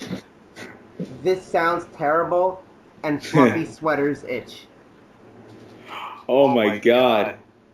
Damn. Like, every time I pick, like, that one's my favorite. Like, I hear another one, I'm like, no, that one's my favorite. This is one. Oh, and this is something that I came up with a long time ago, and I meant to share with you, Actman, but I never actually had to share it with you. But now that Shreddy's also here, I might as well tell both of you. So a while back, I was sitting around, and I had one of my ridiculous moments where I had a really interesting story that came up in my mind. Wu-Tang. So I wrote it down, and this is how it went. Wu-Tang Clan. There was an ancient myth once that turtles were one of the slowest animals. But did you know, even though that myth is true, that back in the 1700s, turtles had built jet skis and used to ride them on open waters, such as the great ocean of Makikaka, one of the biggest secret oceans in the world. And yeah, they may have been slow, but these turtles knew how to shred those waters and rip waves in half like we rip paper. Life was good until an evil tortoise named Hank Heroku swam to the bottom of Makikaka and pulled the plug, clearing the ocean, leaving it dry as a bad joke.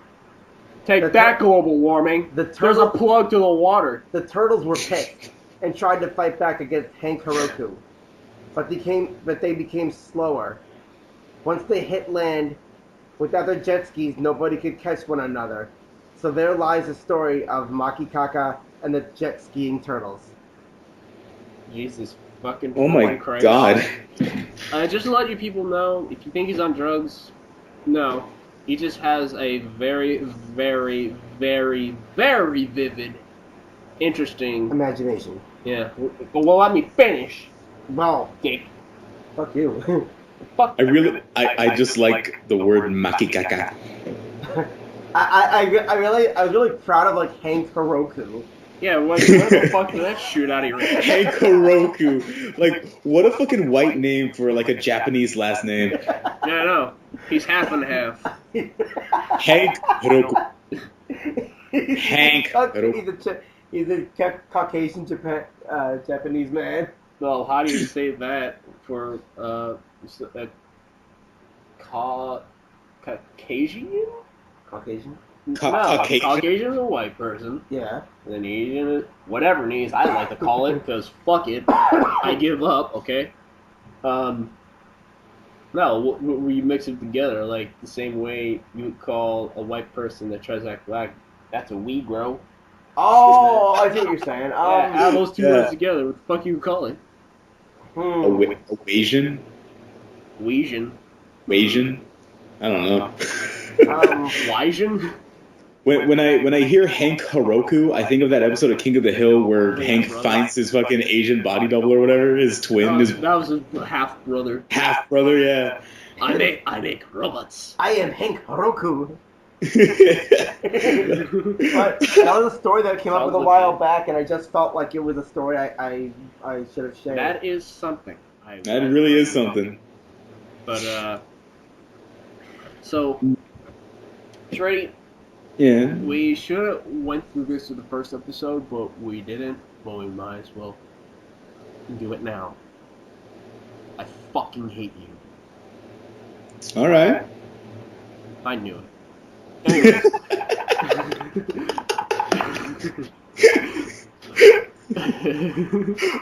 Wow, dude. That one caught me off guard, I'll give you that. Oh, I am pockets full of miracles. Anyways, no, our music differences as far as, our music taste goes. Like, for example, I like more old school death metal, while you like more new school, where, especially once it comes to double bass drumming, sounds like a machine gun fire, while mine sounds like an actual fucking drum head. Or it sounds like it's been playing in an alleyway for quite some time. It's rotted out. But especially both of us being kind of engineer elitist. So in other words, the tone of it, we get nitpicky to how it should sound. Especially when we try to record songs. Sometimes our cocks can get in the way. But, that's just the habit. But at the same time, while you like more new school death metal, I like more old school death metal, but I like, while you like gent and I don't like gent, but at the same time, as J.A.B goes, we'll have a gent song, and you're thinking to yourselves out there, so if you don't like gent, then why you bother play? Because in J.A.B we have that freedom. We're not like a communist band where we frown upon you because you want to play a certain thing, because it's more of our musical freedom.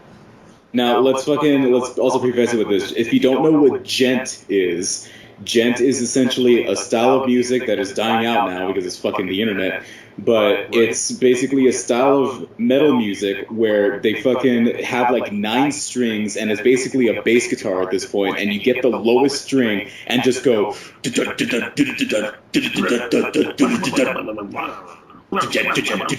and that's why it's called gent. D-J-E-N-T, and the D is silent. The D is silent. It's gent, not the gent. Gent. And a lot of people like to say that the reason why the D is there is because that's how like the percussive palm muting sounds. It's gent, gent, gent, gent, gent, gent. And so that's essentially what gent is. It's that for the entire song, 7 minutes of just playing one string the entire song. And I love that shit, but Actman hates it. Nah, bro. Especially when the drums go together, it's annoying as fuck. I mean, the double bass drumming in that is pretty fucking fast, but I always hate the vocalist that just sounds like they're trying to rip a steak apart. where it's just. It's a fucking actually Meshuggah. sounds like an angry duck. More like Like- that.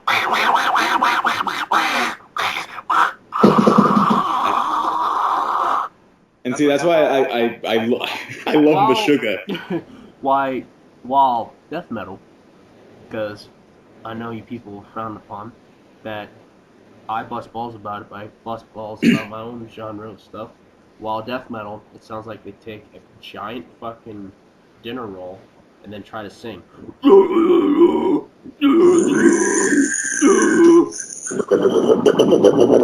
That'd be funny if someone did that. Dude, like, and I might do it in death metal song I'll make up. I don't know. I'll figure it out. and see, like, the difference between old school death metal and new school death metal. Old school, explain. Alright. Fine, I'm the elderly and you're who cares? Well- your show was way dead there, George Lopez, so no one cares about you. Well, I think it's only Anyways. appropriate. Go on. Anyways. Once it comes to the old school tone, what I personally like about it, that of course they didn't know what to really do with it with most engineers. And as old school goes, everybody knows about, Scott Burns and the whole Florida death metal scene, that he can actually make it comprehensible to listen. You can hear every piece of instrument. While a lot of others, it's like, especially if it's in a foreign country, it's like, what do we do with this? I don't know, figure out. Okay. And it just came out whatever. A lot of them came out great. A lot of them came out a little butchered, but it has its unique tone to it. That's what to me, it sums down to, especially for certain albums.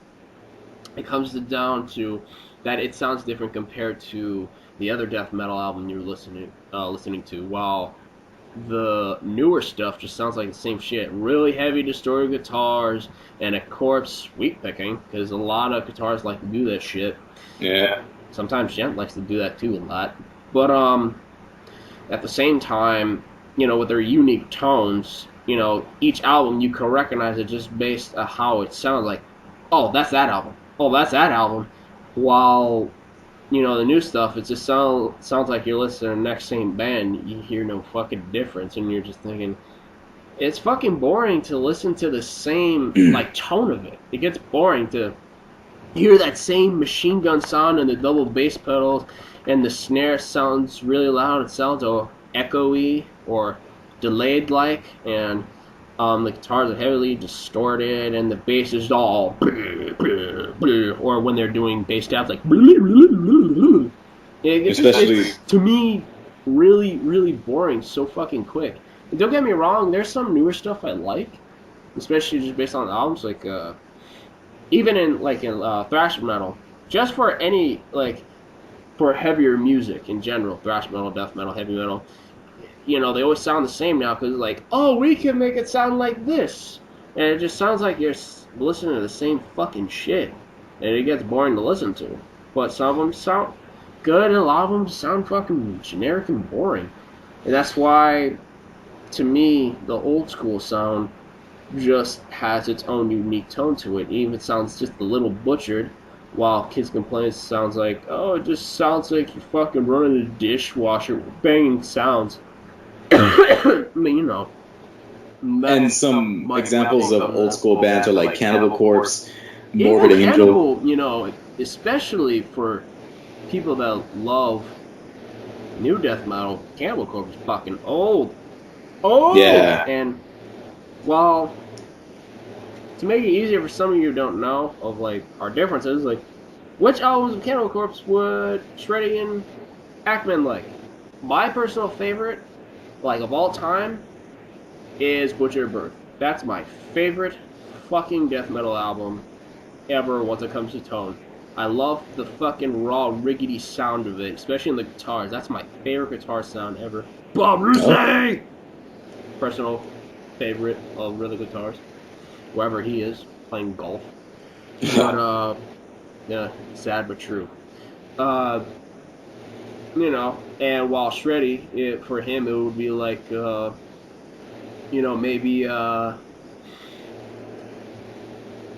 Evisceration Plague. which I like. Resurrection Plague is good, too, but my personal favorite Cannibal album is, I really like Kill, but The Wretched Spawn is a close second. Yeah, that is a good one too. But that's our differences. And see, like with New School, this is my perception of what I like about New School. Like, I really like melodic death metal. That's probably my favorite. Cares? I'm gonna lead I know, right? It stinks. Being a metalhead fucking. Well, besides a lot of metalheads, I don't even like to call myself one. It's more they're just a bunch of whiny purists. Yeah, and a true story, bro. It's like anime fandom. Anime, oh my god. The stuff is cool, but the fandom fucking sucks. I can't even. Anime is such a fucking dirty word to me. Like, I hate when people say I draw anime. It's like, no, it's just cute girls. Just call it that. Don't call it anime, please. But right. Like, Go on. Melodic death metal. The difference with melodic death metal and old school death metal is that with melodic, it's instead of it being like, it's like a little more like. Has a lot more rhythm to it. There's a lot more like musicality, like harmonizing guitars, which is my shit. And the most notable difference in new school death metal is clean vocals. So, like with bands, for example, power metal I know is your personal favorite. Yeah, power metal. But with melodic death metal, it's. Like, for example, one of my favorite bands of all time is a band called Scar Symmetry, and they have a vocal style that's like, and then he'll go on to be a. Come to old school though. I know you're a fan of Artillery. Yes, I do like Artillery a lot. But like on top of having like, it also has like we swore, so it'll have like. They can actually sing as well as growl. Sometimes they need two vocalists if they stink, but, I love melodic death metal because it's, of course, it could easily be just like, but it's, it's a lot more complex and it's really busy. It's just really, really busy because these songs go on for like 9 minutes at a time. And, if you're not into it, it's a fucking chore to listen to, but I fucking love that shit, man. Like, clean vocals is like my kryptonite. I love that shit. But see, I'm actually more for old school heavy metal. Iron Maiden, Judas Priest, Slayer, Anthrax. You're a fucking Maiden elitist. Maiden. We're the opening band that's opening for... Fuck you fucking wanker! Fuck Maiden! You're one of those. Yeah, I'm fucking Iron Maiden is my favorite band of all fucking time. Iron Maiden is a little bit more well known, but for anyone who doesn't know, it's an '80s band, very fucking. Realistically, who doesn't know Maiden unless you're really into pop music of today? Yeah. That's the only people I'd say wouldn't know. The what? I said that most people that probably most likely won't know Maiden is people that listen to modern radio or pop music today. That's the possibility, Because they probably heard Run to the Hills. They just don't know their name. Yeah, I've had many people that are like, no, like they're like, hey, do you know Motorhead? And it's like, no, I don't know Motorhead. And then they fucking play Ace of Spades. They're like, oh, this one, I love Motorhead. Fuck off. But right, like, I said, bruh. Yeah, it's fucking sucks. But like, shit, what was I gonna say? It was related. Oh yeah, like I've had many people who are into rap, and they'll be like, hey, did you know who Big Stick DJ Man is? And I'm like, no. And they're like, I thought you were gonna say Big Dick Man, and I'm like, whoa, that's quite the... Yeah, you know Big Dick Man? You fucking the new rapper Big Dick Man? Like... It almost sounds like you were gonna say Dick. I don't know, I find that funny. I really like Big Dick Man. Like, a Big Dick Man. Such good songs. You hear his new song called Big Dick? Yeah, it's like, Eric got big dick and it's gonna stick on you.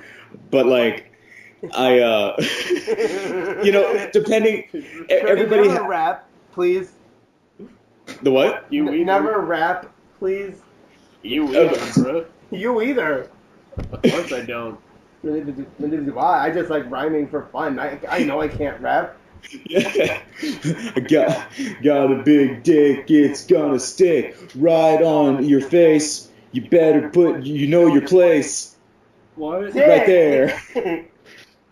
Anyways, being the Maiden fan you are.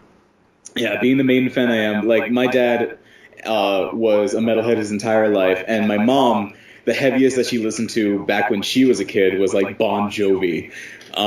Like Michael, not heavy at all. I know, but that's why. Like, that's the heaviest. That's like the girl today saying Nickelback's heavy.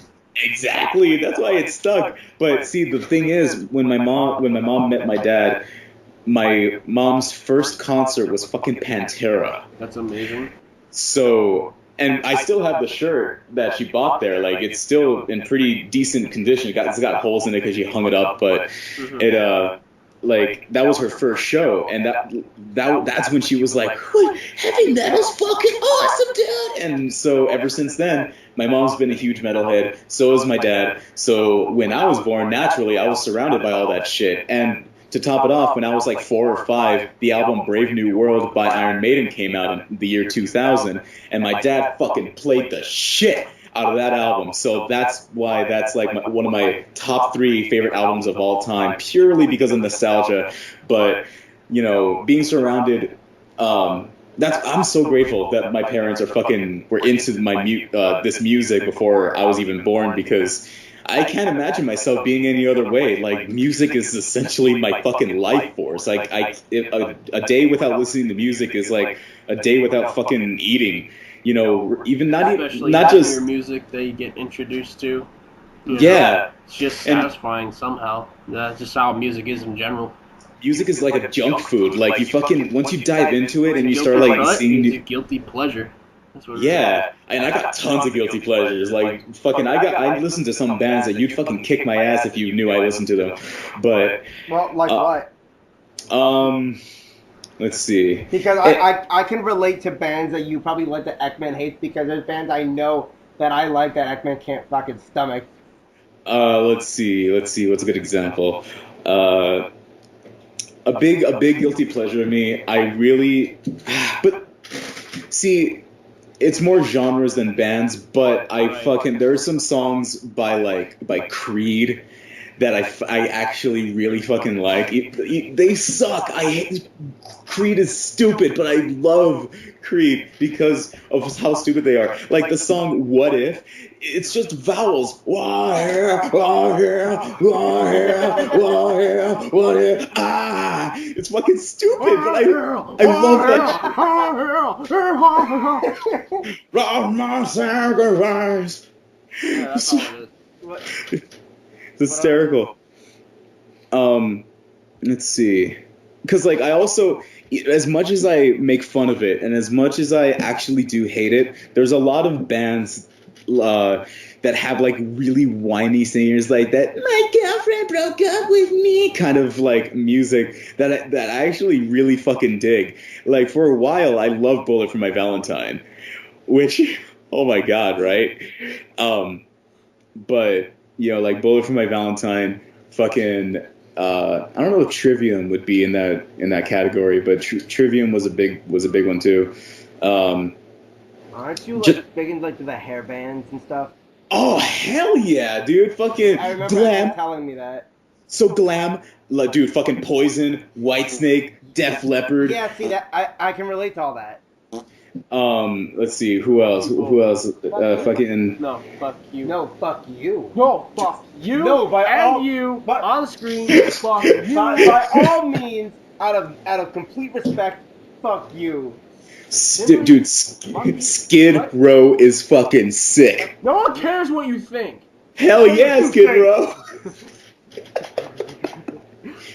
Love letters in the sand, I remember you. I love that shit.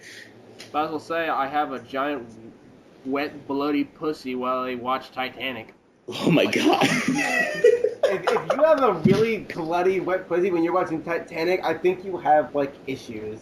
You need to change your tampon, bro, and put like 3 or 4 of them in. Yeah, but even if you're still having that issue while watching Titanic, every single time you watch Titanic, it gets bloody and wet.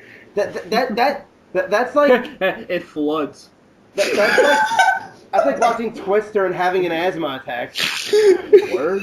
Like, I mean, I've watched Twister. Then again, I've never had. That's fucking stupid. It is fucking stupid. I think it was John was like, this movie rules, and I watched this movie. I'm like, this sucks. Twister's a dumbass movie. I love it though. What is this? I go, you know, like you hate on Creed, but like when you hear like I'd rather listen to Creed for like 2 hours straight, just hearing like over and over again than ever watch Twister. Like that movie's terrible. Oh my god, dude. I love to play Pac-Man. So what if you just sing in vocals like that and talk about anything? Talk about anything. What is Kirby even? These friends are not around carbon dioxide. Going to the store and I buy myself some bread, and then I get cheese.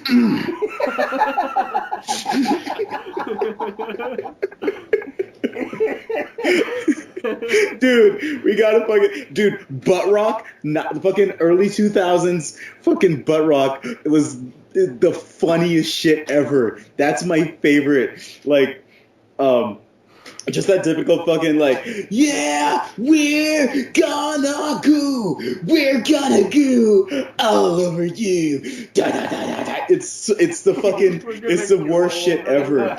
I love it.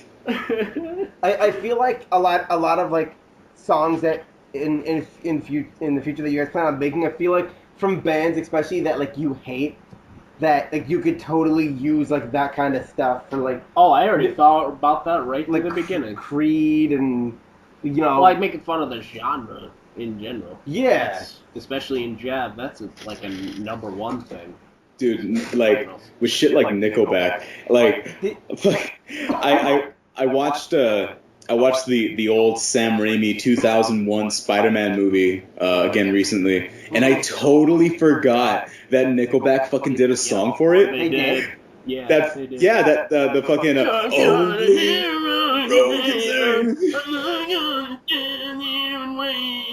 it's like, yeah, that's the one. I'm not gonna stand here and wait while. Good luck trying to go through that fire, bro. What are you gonna take it out with? The fucking water hose? I'm gonna look into that, but it's actually funny when you were talking about like Metallica before. I don't know if either of you like saw this or even heard about it. What? But like there was a thing where like when Nickelback was at a concert somewhere, and they did a cover of a Metallica song. Wait, like Nickelback? Yeah, Nickelback did, and people were going like ballistic about it. Or whatever. It was like in a good way or a bad way? Good way. Like it was like all over like social media. It was everywhere. Like Nickelback did. I don't remember what song it was. But they did. It might have just been Enter Sandman, but they did a cover of Metallica. It would be. Whatever. If you didn't see it, like, even to watch it, it was like weird, or whatever. But because I did watch it, I saw it, so I was like, what the fuck is this? And I remember like, just listening to Nickelback, I was just like, eh. But like sometimes like I didn't mind, and then there were days I was just like, ugh, just get out of here, like, or whatever. And even still, like, I have a friend that like Sasquatch. Sasquatch, for you don't know, is my 7-foot friend. His name is Travis. He's fucking tall, bro. Yeah, he's 7 foot. He's huge. Whatever, but he likes Nickelback, and I was making fun of him. I had told you this story a few months ago, or whatever, and I was like, Travis, I go, it's been a long day. It's been rough, but don't we all just want to be big rock stars, or whatever? And he was just like, "You're a fucking asshole." I'm like, I'm only a fucking asshole if I make you look at this photograph. and he's just like, we're not looking at a stupid photograph. I'm like, but this is how it reminds me. And I was like, hey, yeah. Yeah, like stuff like that is just like, it's the best. Like you get to hate it, and you constantly remind me what I really am. Yeah, those are those love to hate songs. You have to love them. You can hate them more than you love, but you have to love them because if they weren't there, you couldn't make fun of them. You couldn't use them to your advantage to just. Dude, like one of my favorite videos of all time is a video where fucking Nickelback gets booed on stage in Portugal. It's just this like grainy video, and they play 1 or 2 songs and shit, and then they're opening up for some other band, I forgot who, but fucking Chad Kroger fucking goes up to the mic and he's like, "Do we got any Nickelback fans in Portugal?" And fucking it's just silent, and he's like, "Are you sure? Hey, tell you what, we could play some rock and roll, or we could just go home."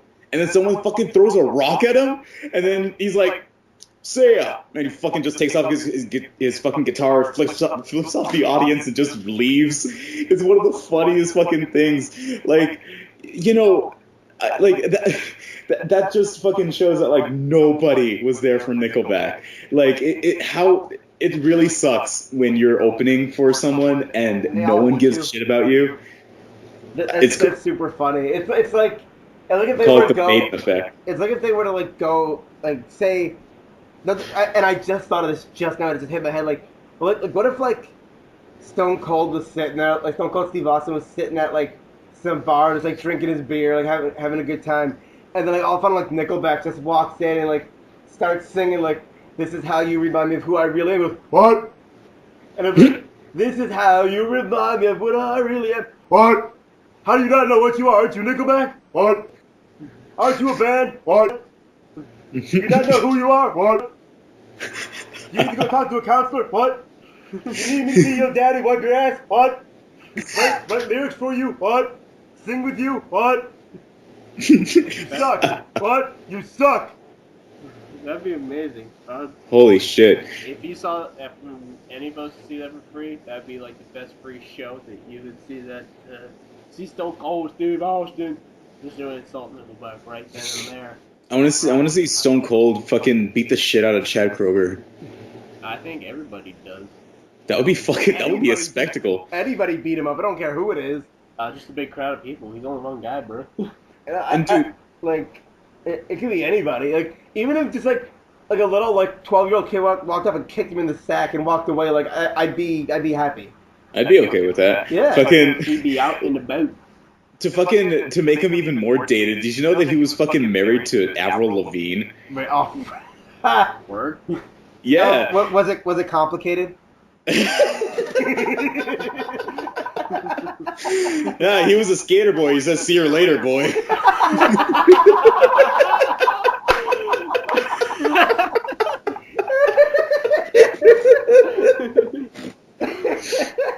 Oh shit.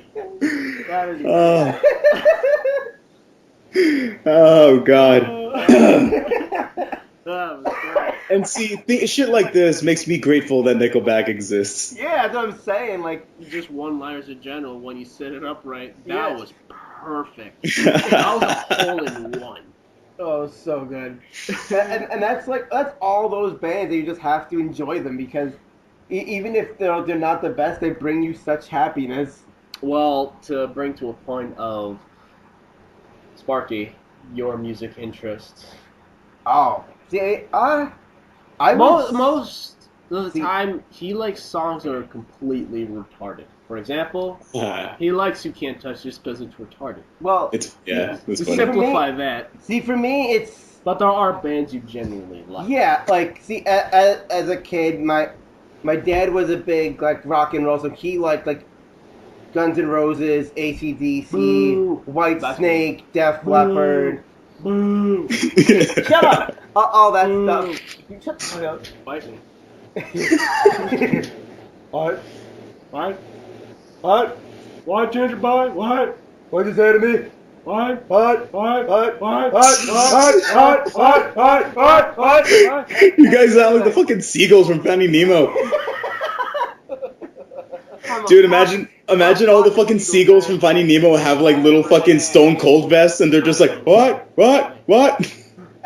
Anyway, but I was like into all of that kind of stuff, and then like my mom loved like, you know, like Chubby Checker, Frankie Valli, Jerry Lewis, like all like the really older stuff. So I was like, I'm really big into like the solid golden oldies, or I love the oldies. Like I could listen to that all day long. Blueberry Hill and just all of that stuff, like Rockin' Robin, like Jackson 5 before Michael Jackson decided to go on his own, turn white. Not even turn to a fucking mutant, bro. Yeah, fucking mutant Jackson. They should have called him. Fucking mutant Jackson. Yeah. Whatever. But like, seriously. So I was always big in like the solid golden oldies, but I always liked the rock and roll, and then meeting Actmans or whatever. Like, then I got into like Metallica, Judas Priest. Well, that's the funny thing. Or whatever. Is that even Shreddy, you don't even know that Sparky actually got into Metallica because of I. Yes. When we And first all that good met, stuff. You heard about him. Yeah. And then you started listening to him more because here's the thing though. A lot of Metallica shirts I own, I didn't even buy them. I always get them for Christmas. Like, oh, I know you like Metallica here. Yeah, thanks. Although there was like two in particular growing up, the ones I've always wanted, that like I picked out. Yeah. Of course, my first two I picked out, which my first Metallica shirts were, which the one I still have, it's the no sleeve Ride the Lightning. Yeah. And then this Justice for All. Yeah. There was that one. I did have another one, but I don't know where it is. So technically 3. So what are the 3 shirts? I forget what I was getting at, bro. I don't know. All I know, I remember. Well, I don't know. I have like one or like two. I think I have like 2 Metallica. I think the one just says like Metallica on it, and then the other one. Oh yeah, the one is the same one that you have. I just remembered because we both have the same one. Fucking smart. Shut up, Twitter and every other social media. I fucking hate you. Yeah, Fight me. Yeah, like things that no one likes. Yeah, that no one likes. But they use because it's helpful. Yeah, because we sure showed them. Yeah. What are we doing with our lives? I'm gonna complain about Twitter on Twitter. Twitter, you suck. Okay. So, parentheses. I still love you though. At Twitter. At Twitter. At Twitter. Yeah. No, because like the shirts I wanted. Those 2 was Injustice for All and Ride the Lightning and Kill 'Em All. Yeah, I think it was probably the Kill 'Em All one you saw me in. Yeah. But I did have an Injustice for All sweater at that time period. Yeah, I remember that. So. Yeah, so like so then like I got introduced into Metallica and Maiden and all that stuff from you. But like I said, it's like I also which you don't like, but Shreddy likes. It's like I like Poison. I like AC/DC. Like all those. Well, wait, all like the hair metal stuff. Like I liked I like and all that. AC/DC. Oh, like I didn't. Well, not them, but no, I accidentally went to AC/DC. Oh, did I you? didn't hear yeah, you. like Poison. Like I like Poison. I like Motley Crue. I like Motley Crue is sick. Like White Snake and all those guys, but yeah, you can't please everybody, obviously. Yeah, man, music is fucking epic. Yes. Dude, Sonic Butt Rock is my favorite. It's great music. Like it always just what pumps me up. What? Sonic Butt Rock is the fucking tits, dude. I'm dumbfounded. So we're both looking at each other like, what the fuck did he just talk about? Like, are you not familiar with the concept of Sonic Butt Rock?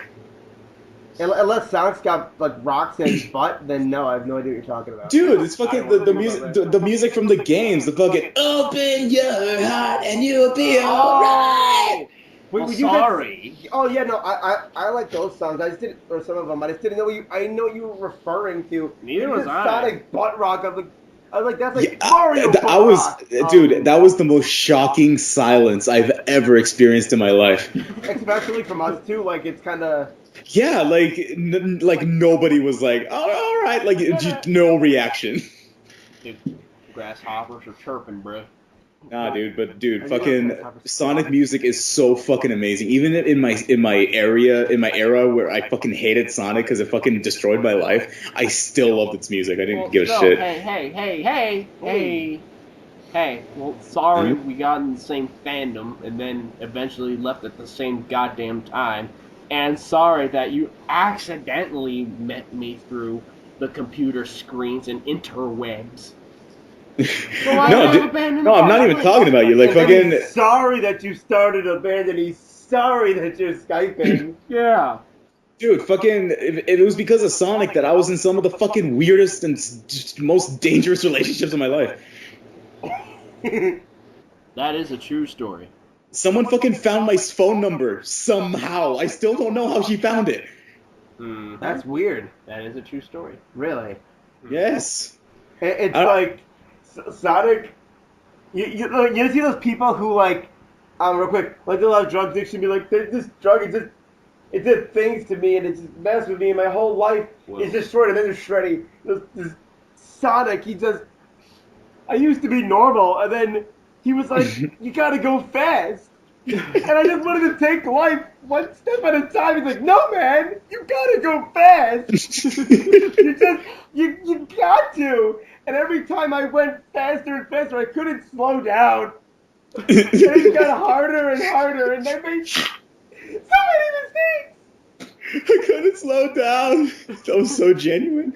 Oh my god, that was fantastic. 2018.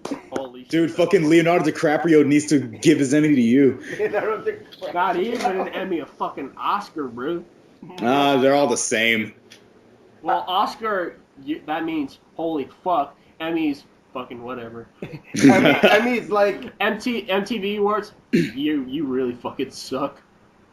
Like no MTV Awards. It's like no one really fucking cares about you. Awards. Dude, they give out MTV Movie Awards out of a fucking box of cereal. Chris Rock has like 5. I know, right? MTV Awards is like you sit there and it's like I'm trying to think which cereals give you like prizes now. I don't even know. Fucking not a lot. I don't know. Like fucking I don't know. Secret decoder ring. Just to sum it all up, it sucks. It does suck. It's like putting an Emmy in a Lucky Charms box, and then you like pouring out your cereal, and Emmy falls, and you're like, "This isn't lucky. This sucks." Like, you know how much cereal I just like lost in this box because you had to fit this Emmy in there? Like, get the fuck this MTV. Like, get this shit out of here. Like, I want a refund on my cereal and take this shit with you. The sum it up, the shortest way possible is the Oscars. You're the shit for the whole year.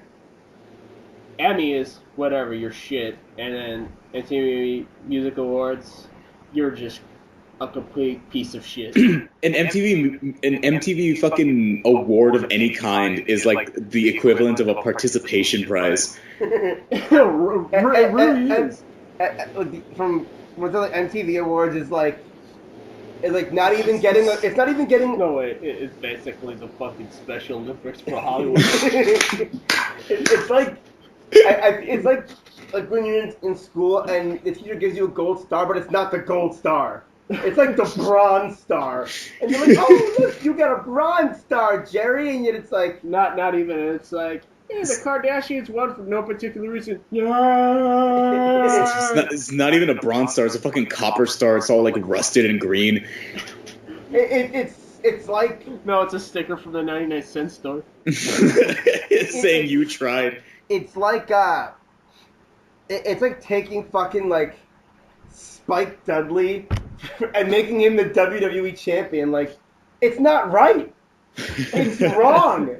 I wonder how many fucking MTV Music Awards or MTV fucking Movie Awards that fucking Jackass has. Like any of the Jackass movies, you know they won some.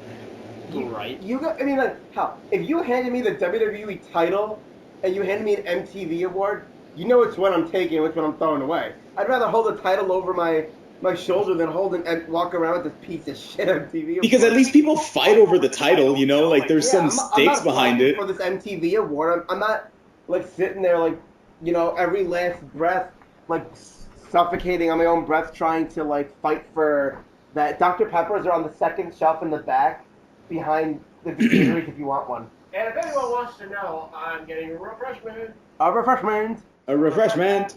Yo, Yeah. there was a what's the award for fucking music? Is that Grammys? Yeah, Grammys, right? For music? No. Or is that... I think Grammys. I think Grammys is like for music and movies and TV shows. Yeah, I think the Grammys is like, I think that's TV too. It sounds kind of... Yeah. But like I remember, this was the year after Lemmy Kilmister, the singer and bassist of Motorhead, had died. Already Lemmy. Rip Lemmy, Lemmy is God. There was in one of the Grammys. Dead, he went back to work. He's teaching bass. He's teaching bass how to play God. How to teach God to be God. His fucking... Okay, so like anyway, the Grammy or whatever the fuck award for music, I remember that I was watching, I was watching it, and because there was a performance of the Hollywood Vampires, and for those who don't know, the Hollywood Vampires is a band made, it's the singer is Alice Cooper, the guitarist is Johnny fucking Depp, and I think Joe Perry. I don't remember who else. But it's... lineup. Huh? Said what a weird fucking lineup.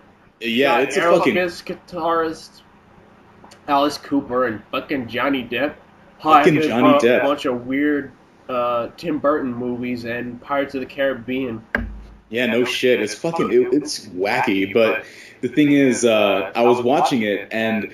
You know, I love Alice Cooper, so I was like, fuck yeah, I'll deal with it. I hate everything about this, but I'll deal with it. I like Alice Cooper. So I was listening to it, and they fucking did this awesome tribute to Lemmy, and it had one of my favorite images that I've seen, like, in a mainstream space. It was like you know, a tall fucking amplifier with Lemmy's hat and Lemmy's bass, and it just had a spotlight on it, and it was just they had a long panning camera shot. And it was it gave me shivers. It was an incredible tribute, which I was shocked because it's just some fucking mainstream shit. Like, you never see anything metal in any Grammy anything ever. And then suddenly they're fucking playing the Ace of Spades. They're doing a cover of it. And like, they have certain shots of the audience looking at different celebrities, and like they fucking cut to Bruno Mars, and Bruno Mars had just like this fucking blank expression of like, all right, yeah, this is, I guess, happening kind of expression on his face. And it's like, you cocksmoker.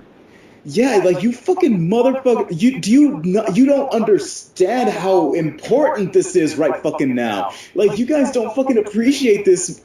Like, dude, that pissed me off. Like, it was an amazing performance with an incredible tribute, and no one fucking appreciated it. It's bullshit. That's Hollywood for you. Well, nobody knows what, like, even if they know what it is, they're just so full of themselves and their own music and what's happening now. They didn't appreciate, like, not even it, because especially like Motorhead was more of the true rock and roll underground. That's what it comes up to for Motorhead. They're going out there playing a shit ton of shows everywhere instead of select places or just one country, you know. Like, you could sell millions of records, but you're not known around the world because you haven't put in the work enough, or you sold your soul to the fucking record devil, you know, because they don't care. It's just the way it works, and it's been like that for a long time, and awesome for, you know, this kind of future we live in, because us independent music makers we could try to record our own stuff and sell it on our own terms without being told what to do. You know? Yeah. And that's the greater part. But, you know, the mainstream audience that listens to modern pop and, you know, whatever fucking diarrhea spew platter plays on the radio, they don't care about J.A.B. I mean, we're not saying we're the greatest, but there's other bands that are semi-underground that are being missed out on, and they're fucking great.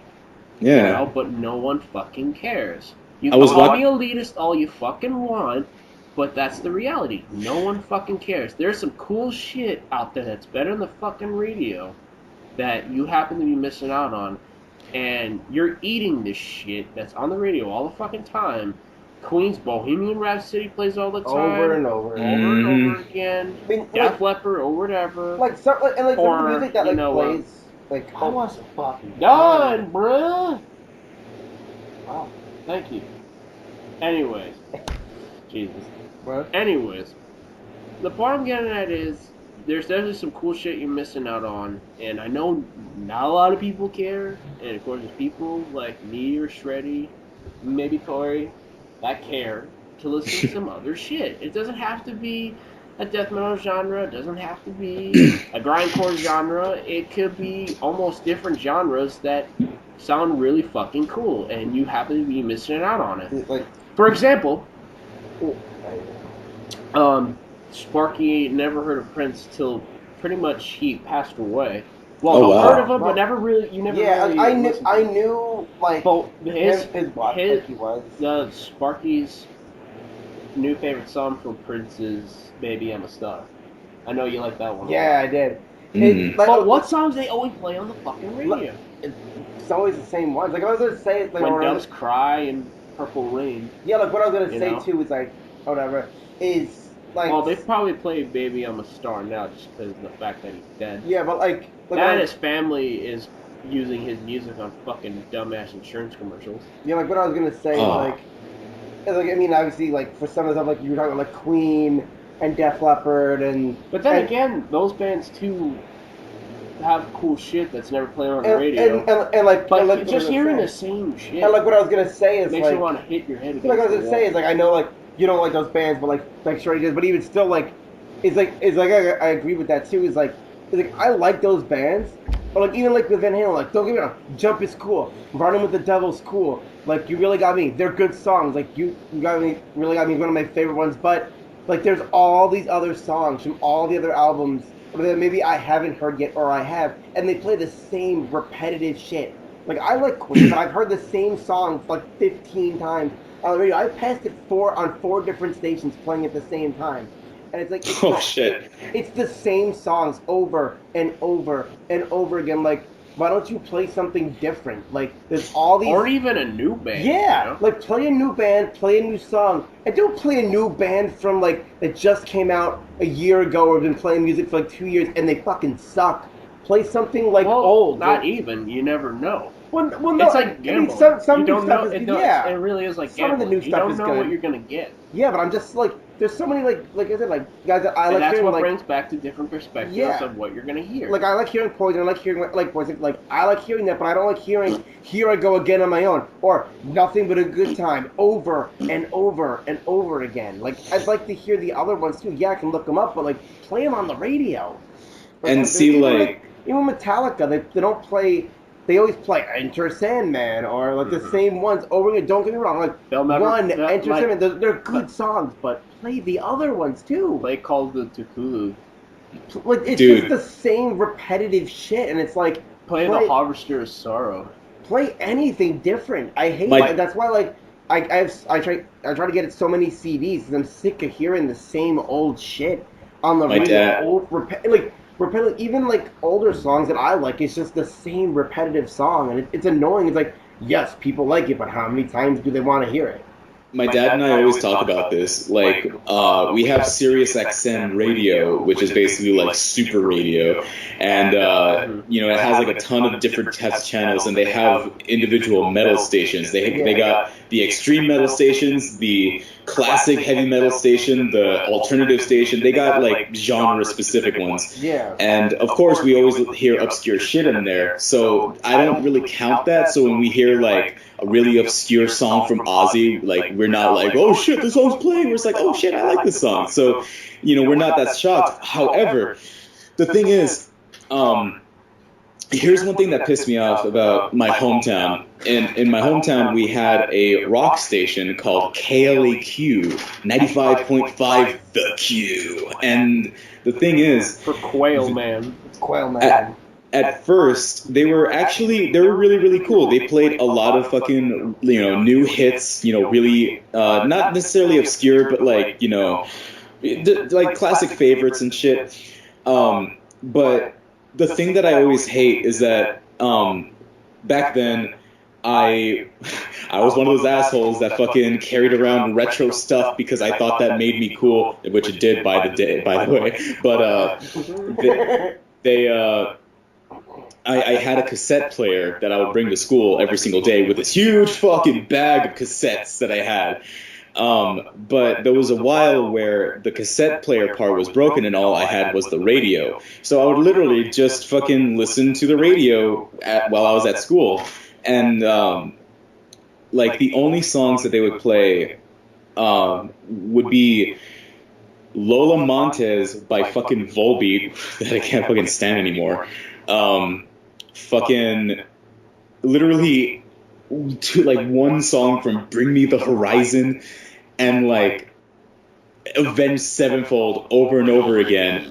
And the thing that I hate so much about that is that they would play like Planet Caravan by Pantera, but before then they would be like, your station for Pantera, here it is, and then they'll fucking play a song from Black Sabbath. Wait, what? Yeah, Excuse me?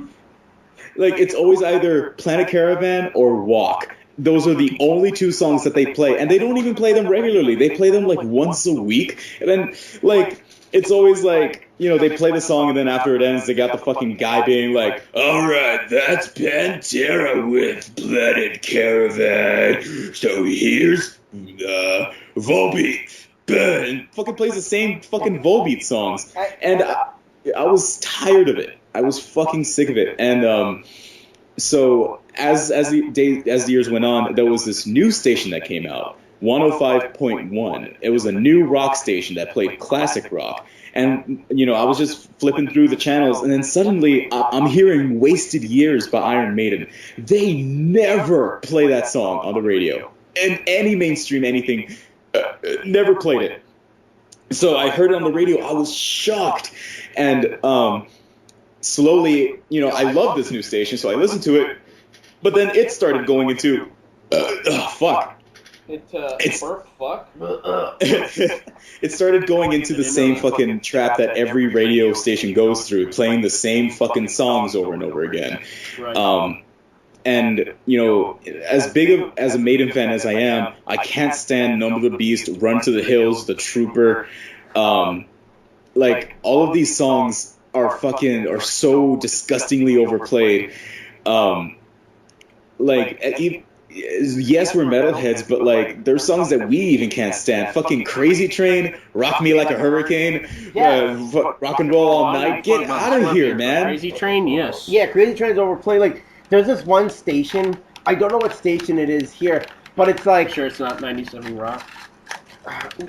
Well, no, there's that one too. There's a specific station where it'll be like, they'll play, say, like Sad But True by Metallica, as an example. They'll be like, and that was Sad But True by Metallica. Or is it 10 something? No, it'll be like, who goes from Metallica to Imagine Dragons? And like, yeah, you ever hear that on the radio? They'll be like they'll play like even if it's a song you've overheard plenty of times, it's still like a good song. Like you said, like they'll play I don't know what the fuck that is. They're like, oh, we'll go from Run to the Hills from Iron Maiden to fucking like Fall Out Boy. Yeah, like here's fucking what do I want to use? I don't know. Here's Motorhead and it's like and now Meghan Trainor. It's like fuck you, you fat cunt! Like get out of here. And see, like, okay, what's getting me lost right now? Who the fuck is Megan Flippity Floppy Flu? Meghan Trainor is the fucking girl that sings all about that bass, no trouble. Yeah. She needs to go to Camp Kill Yourself. Yeah, but like, there's a station that does that shit, and it just pisses me off because it's like, it'll play something okay, and then it'll go to like, and like, what other station goes from blah blah blah blah to, oh, I'm a big fucking pussy, and I was like, you said, go to Camp Kill Yourself, like, dude. Oh my god, it literally angers my soul, and I don't even have a soul. And it angers me. Dude, there was this one song that they would play. I swear to God, like, this is not a lie, and I'm not exaggerating. I swear to God, I was listening to KLAQ, and they played the same fucking song twice in a row. And it was that one song that's like, na na na na na na na na na na. I'm gonna sing my song. Yeah. Yes. So what? I'm still a rock star. Got my rock moves, something like that. Yeah, and it's the most grating, irritating fucking song that I've heard in a very long time. Yeah, fucking fight to get your goddamn song off the radio. It's so fucking bad, and they played it twice in a fucking row. That is the fucking worst shit that I've ever heard in a rock station, and I can't fucking stand that shit. There's days where it's like you hear Crazy Train like fucking 8 times, and it's like at one point I'm like, if they just played You're My Inspiration by Chicago, I'd be okay with that. Yeah. I'll be in the car, I'd roll down the window and look to the person next to me like, you're my inspiration, screaming and crying to the person next door to me that he hear fucking Crazy Train another time on the radio. I know what time it is. I mean, honestly, and if he saw the video, he'd find it funny, and like just as he kept the charisma found that the move one funny. Okay, real quick. It's the greatest. It was me, my cousin, and him. There's shut the fuck up so I get to my goddamn point, you artard of space. Whoa. Alright, if I explain myself, all the ginger's choking on his own Dr. Pepper. Hey, you there's this. Well, because I'm partially sick. So You're choking on your Dr. Pepper. So well, you were just drinking your Dr. That's Pepper. it. Whatever. Fucking go moo. Proceed. I just wanted to do that because making children on Dr. Pepper. Anyways, there's a song on YouTube. It's a music video where it's some young black girl and she talks about, bitch, I'm a cow. No joke. You can look it up. Just write, bitch, I'm a cow. It's a young black woman dressed like a cow. Video ever. And it just goes, bitch, I'm a cow. Bitch, I'm a cow. I don't remember. I am not a cat. I don't say meow. Say moo. Oh, that's actually funny. That's what I'm saying. It's great. It's fucking most retarded thing I've seen in a long time. That's why it's funny. That's why it's such a good And that's what brings me back to my first point about Sparky. When he likes a song, it has to be really, really retarded. And it's pretty retarded. Got beef. Fucking stupid. Whoa. He's ruffling over there. So great. Well, if you see your music video, maybe you'll laugh as much as she is, but Likely. it's fucking stupid. Watching Captain Charisma's laugh as hard as he was. It was the funniest shit ever. He was dying. I honestly thought we were gonna get in a car accident at one point. Well, we were. Oh yeah, we were still. No, when we were driving, yeah. I thought we were gonna fucking die. It was fucking dumb. It was really fucking stupid. I got what's for it. It's just fucking stupid. Oh my god, it was fucking fantastic. I literally was like so happy to have seen that video. Shreddy, you have to watch it. I will. Anyways, Oh man. so that me and Sparky, my partner in crime here, have been talking a lot of smackaruna in all of our rants. Now, I know a lot of Mr. Wheats fans are wondering about his creations. Your little sweet baboos. We have to get to this point into JABcast because I know that's most likely the people who are watching or listening to the show. Yes. All based around you, ooh, and it's just me talking shit and put my partner in crime over here. That's our guest. But so how did it come about when you came up with your characters for apparently a comic that you're coming out with, although it's been like 3 years? Whatever. So we'll see what the fuck happens, Brian Griffin. So you gonna come up with that? So you gonna come up with your story then? Some friends become enemies, some enemies become friends, yeah? The comic that you're talking about, yeah? You're right about, yeah? There's a toe in the hallway. Yeah? You gonna come up with your comic now? Gonna come out and release them, right? Huh? Right, that's your part? Anyway. So how did that come about, coming up with the characters that you did, especially your main three? My main three? Alyssa, Ooh La La, and Ophelia, Aw, and Jet, ooh, you nasty. Ooh. So, alright. Let's see. So, Alyssa was Alyssa Fields, my boo! She is the very first original character that I've ever made that wasn't already based off of a fucking existing franchise. So, you know, it was a crazy experience. I don't know what you're talking about, so. I was talking about Sonic characters, of course. But now I do. How it began was I was at this boring fucking job where I used to be a pharmacy tech at this fucking independent pharmacy that only had like 2 people a day come in at an 8-hour shift. So I had a ton of downtime.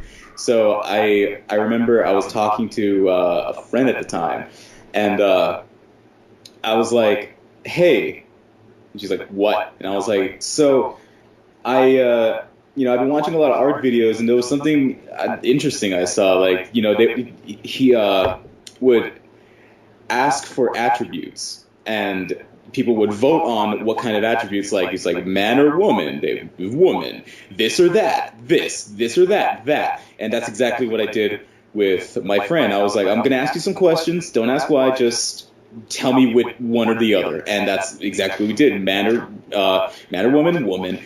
This or fucking cyber ninja or elvish rogue, and it's like cyber ninja, which Alyssa was the cyber ninja in the beginning. We'll put up the very first picture of Alyssa that I've ever drawn right here, and this is the very first ever instance of Alyssa, and for a long time I was like, Cyber, this is it, Cyber Ninja, that's it, this is perfect, this is amazing. And so I started drawing her more and more because I'm like, this is a cool idea, this is mine. No one else can take that from me. It's not from anything. It's mine. So I started drawing it over and over and over and over again. And she had like a mask with like this fucking crazy bodysuit that glowed, whatever. It was, I was excited about it. And so I was like, you know what? Maybe she's a superhero or some kind. What's she look like normal? So she used to have this like half of her head shaved because I thought that I thought that was fucking cool at the time. And it was, the more I drew her, the more she kind of like developed. And the funny thing is, I had a picture of her in her Cyber Ninja suit with her half-shaven head, and there's a picture that I'm gonna put right here. There we go. of Alyssa like sitting on a bench, being like, "I should grow my hair out," and I like to think that she did. So once I started drawing her more and more, I was like, what can like the there's got to be a story behind this. This is too epic. And before that story, before I was thinking about a story. It was just a character. It was just a character I was creating. And before then, before I started thinking of a story, I had made Ophelia. And how Ophelia came about was there's a video game called Dragon Ball Xenoverse 2, and the fucking standout thing of this game is that you can create your own character, and everybody was fucking freaking out about this shit, so it was fucking cool. And so there were you can pick your different voices, different everything, you can customize shit, but it was when I hit the voices, when I heard something that stuck out. Like, I picked a girl because of course, and there were all different kinds of voices, just like yeah, just like fucking intense sounds. Then suddenly I go to voice 8 or 12 or whatever, and the voice is literally just yeah. And I'm like, that is the cutest fucking thing. Like, imagine someone like who's boring sex. Yeah, and it's fucking, it makes me laugh, and I loved it. And I was like, dude, how fucking funny would it be if Wonder Bread sex.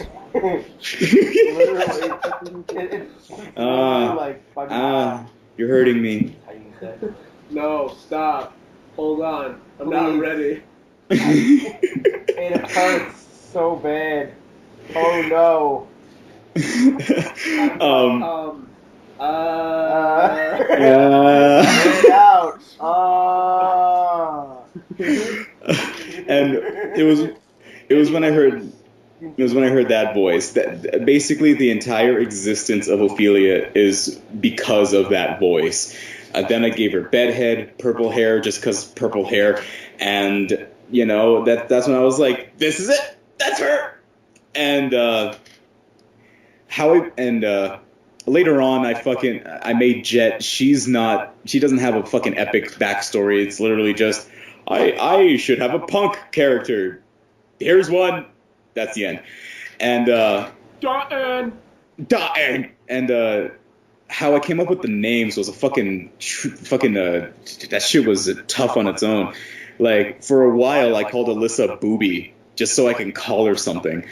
And it was I was driving home from work, and then suddenly I just started I was just thinking of names, and I was like, what should I? Lita Ford. That's a good. No. I won't do it all. Let's see, the agonist. I like the agonist. Alyssa Wycliffe. Alyssa. And then it just stuck. And Fields is a play on James Hetfield of Metallica. Alyssa Fields has a really nice ring to it. So that one I kept. And Ophelia, I didn't have a name for Ophelia either when I created her character. I literally named her whatever, I guess. And just because she just didn't give a shit, and I loved that. So her name was literally whatever, I guess. And then I started thinking again, like, what the fuck should I name her? What should her actual name be? I should have these two interact with each other, one being really bubbly and one being the foil, like the almost like the Squidward, the nice Squidward to Alyssa's SpongeBob. So I was like, what should her name be? And for a long time, ever since I played the game Brutal Legend, which a lot of people just call the Jack Black game, the love interest of the Jack Black character is named Ophelia. And ever since I played that game, I've always loved that name. I fell in love with it. So I always said that my first if I ever have a daughter, I'm going to name her Ophelia. I fucking love that name. Wu-Tang. Wu-Tang?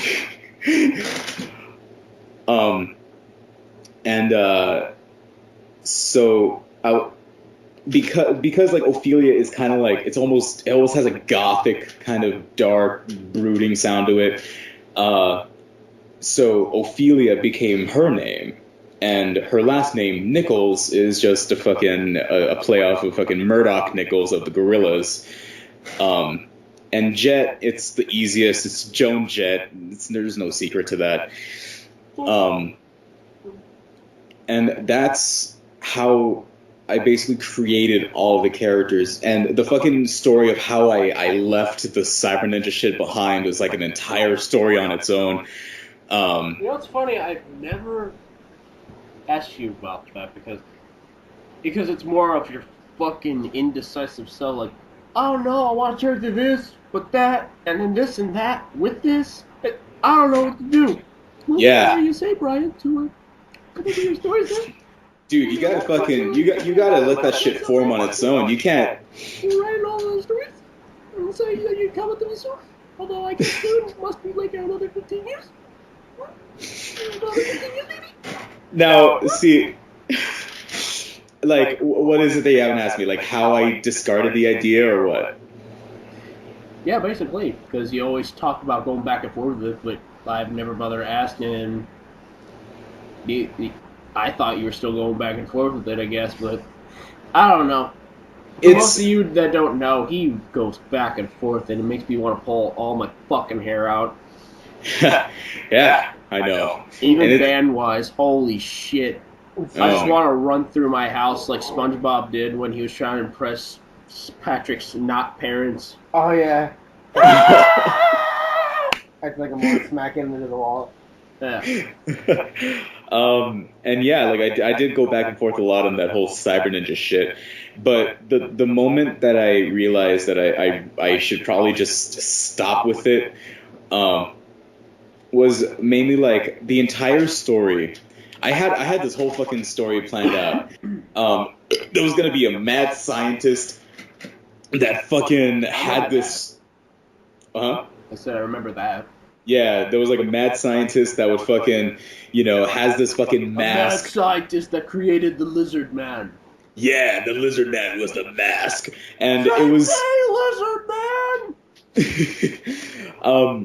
It had like this kind of like face hugger shit where like if it touched your skin cells, it would read your DNA and fucking latch onto your face, and then it would fucking go all Matrix on you and fucking like have all these nanobots go all up inside your body and fucking create this suit that's just your skin, and you can turn your arms into swords and shit. Like I had my own lore to it. What kind of specialty drugs were you taking that day? I feel like you were watching like fucking like the Terminator, like fucking Matrix, like while he was on shrooms. Yeah, all at the same time, like all these like all these different like famous movies at the same time, and you're like, swords transforming our bodies.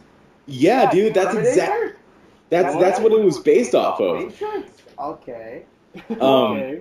That's what it was based off of. And then after, like, and then I had this entire thing where Alyssa would, grab the mask and she would, like, go all Spider-Man 1 on it and fucking, like, start flipping on walls and fucking doing all this insane parkour shit. And more like the mask.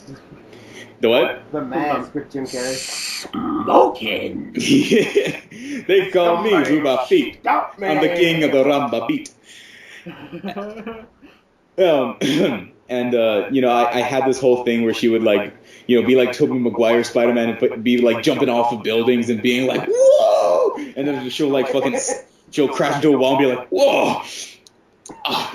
Did I do that? And be fucking epic. And I had this whole thing, and then suddenly, like, the fucking mad scientist is like, that is the mask I lost, I want it back. And then he makes a mask, and then it's like Iron Man where like there's an evil Iron Man and then the good Iron Man has to fight it, and then there's like this huge thing, and then Alyssa dies, and then fucking Ophelia finds her and then grabs the mask, and then she puts it on, and then she's the fucking epic ninja, and then she fucking kills the fucking, I've been saying fucking so many times, she fucking kills the fucking... I didn't know you're 15 years old trying to get your point across. It's so natural. Fucking. She kills the mad scientist, and then finds out that the mask has healing properties, because of course it does, and then she puts the mask on Alyssa, and then she recuperates for a couple days, and then suddenly... a complete random stranger. Yeah, that can happen. Exactly. Just like with Jesus. He didn't know the stranger, just revived the other person. My son's dead from the plague. Alright. Exactly, and that's how it was gonna end. It was gonna end with Alyssa finally waking up from her fucking comatose state, and then when she wakes up, that's the first time you ever see Ophelia smile, and then that's the end. That's how you figured out that Jesus, because he's been crucified, could play the hand for a fucking whistle. He tried to play the piano. Jesus can't hold M&Ms, that fool. But you can't hold Skittles. Idiot. But I asked Jesus to go play craps. He can't play.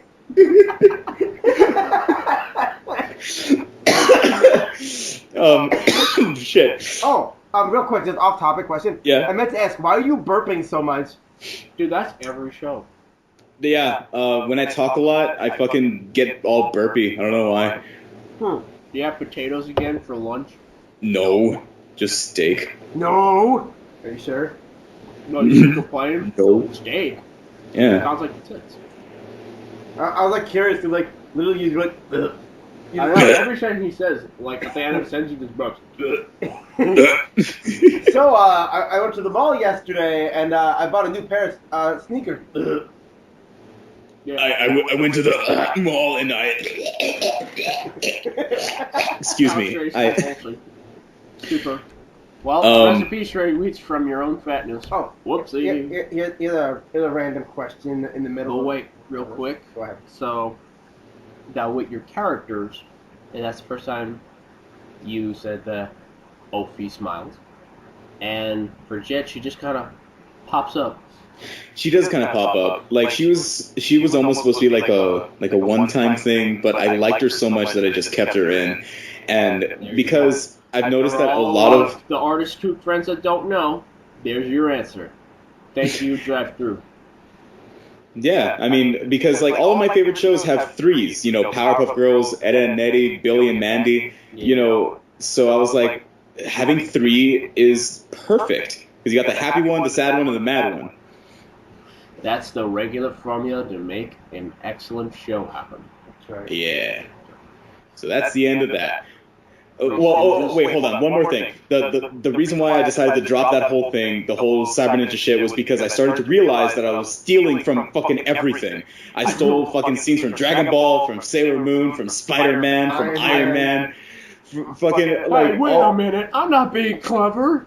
Exactly. That's exactly what I. Other TV shows or movies. That's exactly what I said. I was like, wait a minute, this isn't original at all. This is actually taken from literally everything I like. This is stupid. So I was like, you know what? Maybe I should just make a slice of life shit where they just have fun relationships with each other and they talk and they be cute all the time. And that's where we are now. You consider me as a co-writer because I've written a few things. And you're like, I like that idea. Yeah. I just say, dude, I'm shit. I don't know. You're one unclever bastard. You can draw better than me. I'll give you that, of course. I don't know.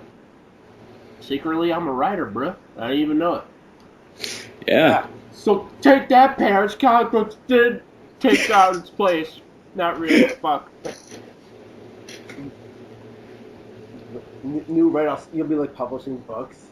And you'll be like, buy Actman. I'll be like, wait, what the hell? Buy Actman. It'll be a 5 reasons why I think you suck. Buy Actman. It'll be the first book I would have read in like forever, and I'd be like, yo, I just read a book. What'd you read? 5 Reasons Why I Think You Suck. By you. You're like, And it's like a big. Did you like and it? it's thick like the Bible.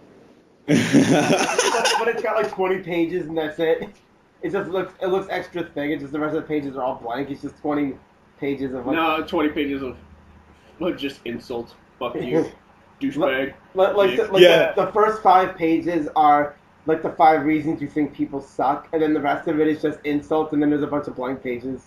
And you overcharge people for the entire book. Like you pay fucking like $60-$70 for like this hardcover, like big ass book, and it's really like fucking like 20 pages worth, like 5 pages worth of what you want to hear, and then 15 pages worth of bullshit. It's like here's 5 reasons why you suck.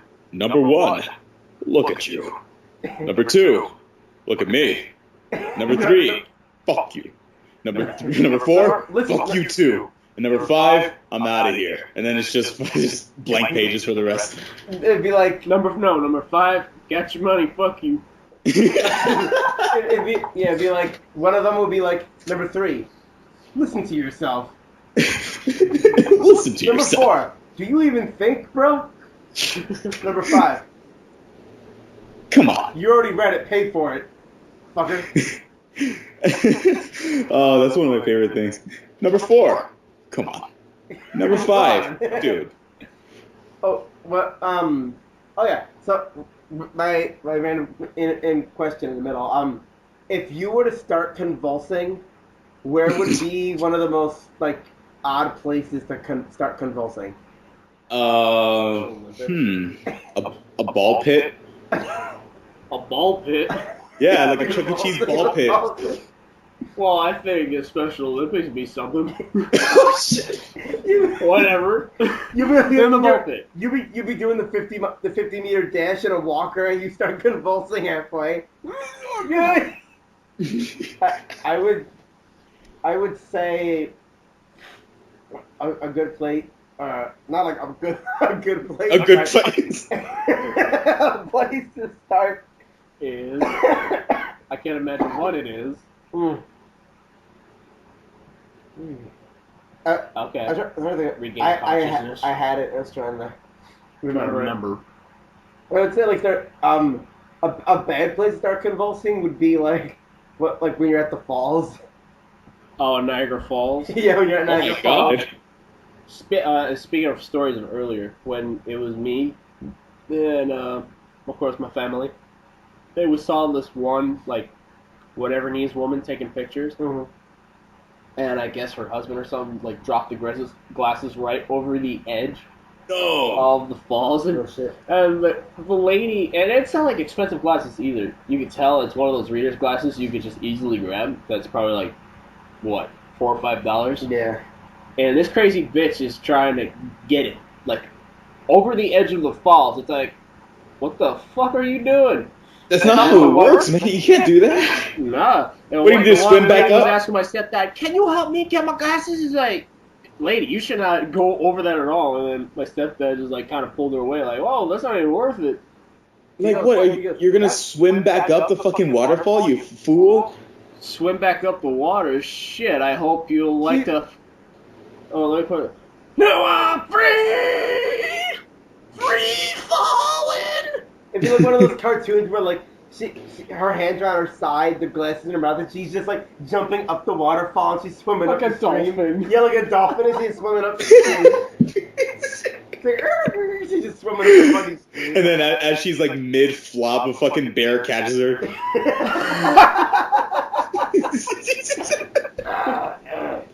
Well, that bitch is good. You ain't getting glasses now. The husband's just looking. He's just like, she a dunkful. She a dunkful. Then he fucking like the bear grabs her and goes, "Stop!"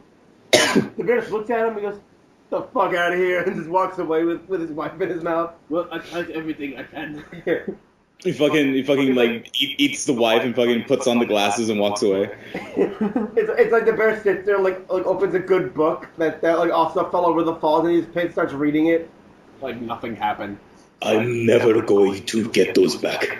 They are gone. That's hilarious. I was telling Actman about this show I was watching actually, like an Asian show. It's called Kim's Convenience. I don't know if you've watched it. Inconvenient. What? Kim, like the name Kim's Convenience. Never seen it. It's on Netflix. It's like this, like Asian like sitcom show. Okay. It's quite interesting. I don't know if you catch your. Obviously, nobody did. No, I like it will catch the attention. Well, there you go. Well, We can. You didn't explain like any of the plot of the story. I mean, it's really like the guy owns a convenience store, and then it's really just like basic like day to day, like what's going on, what's happening, and it like there's different situations, and it's just how he handles it or how like the family handles it and stuff. It's kind of like a comedy. It's not bad. It's not, but if you're into like weird kind of like family day to day comedies, it's not a bad show. I see. It's pretty interesting, but yeah, it's alright. And that's all you have to say. Well, I'm trying to think of more like random questions. Like, we went on that like rant for a while. I was trying to think of just like obscene random. Well, I mean, it's really about that time. It's been probably more than 2 hours, just because we had technical difficulties. Yeah, we but did. it has been a while, and I need to catch a ride home without you falling asleep behind the wheel. Yeah, I'm just gonna be like, I'm sick. There's no way I'm like gonna make it through tomorrow. If I go in, there's no way I'll survive. Well, besides, they already complained about you technically being sick anyway, so why does it matter? So, hear this story real quick. Everybody, even if you don't know my partner in crime well, this is another story. Well, not even, just you have to hear this story again. So, this is a 100% true story. So, and you're going to hear it, Mr. Wheats. Mm-hmm. Alright, so I work at a beer distribution place called Try It. So I like stack the beer on the shelf, on displays and in the coolers. And yesterday, today, I was supposed to work at 7 until whenever and stack the shelves. I go there with the guy or whatever, and we slightly start, and I start like coughing because I'm still sick. And he goes, "You can't be here." I'm like, "What do you mean?" He's like, "You're sick, right?" I was like, "Well, yeah." I'm like, but I feel a lot better. Like, I'm more energetic. More like just coughing. That's yeah, really like it's just like a hard cough, and I fever, sneezed a few times, kind of stuffy or whatever. Not having a fever. And he was just like, he's like, "You gotta leave." I'm like, "What do you mean you gotta leave?" He goes, "Tony is one of my bosses," and he was just like, if anyone's sick, that they're not allowed to work or go back until like they're like completely well, because if I get someone else that gets like stopping everyone else from like working, and it's running out of people, and basically like the guy was like that I have to leave, and that like if I try to go in and someone like finds out that I'm sick, and they just tell Tony that my boss is just gonna wind up texting me and telling me to leave. So like even if I want the hours and I want to work, they won't let me. They'll just send my ass home.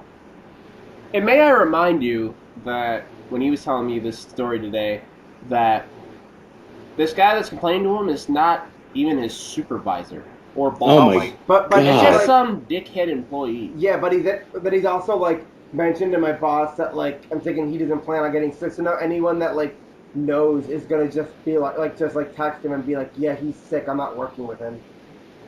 Oh my fucking god! Which is freak! Ridiculous. It's stupid. And then at the same time, that guy in the last 2 days, at least like 13 times, and like at first I thought he was just kidding, but he kept saying it. Has been like, "If you get me sick, I will like literally fucking kill you." What the fuck? Who does he think he is? Howie Mandel, fucking germophobic freak? I don't know. 13 times he's threatened to like kill me like 13 different times. At first, like I said, I thought it was a joke. But he said it like 13 times, like legitimately, seriously, like not even cracking a smile or anything. I was like, "What's wrong with you?"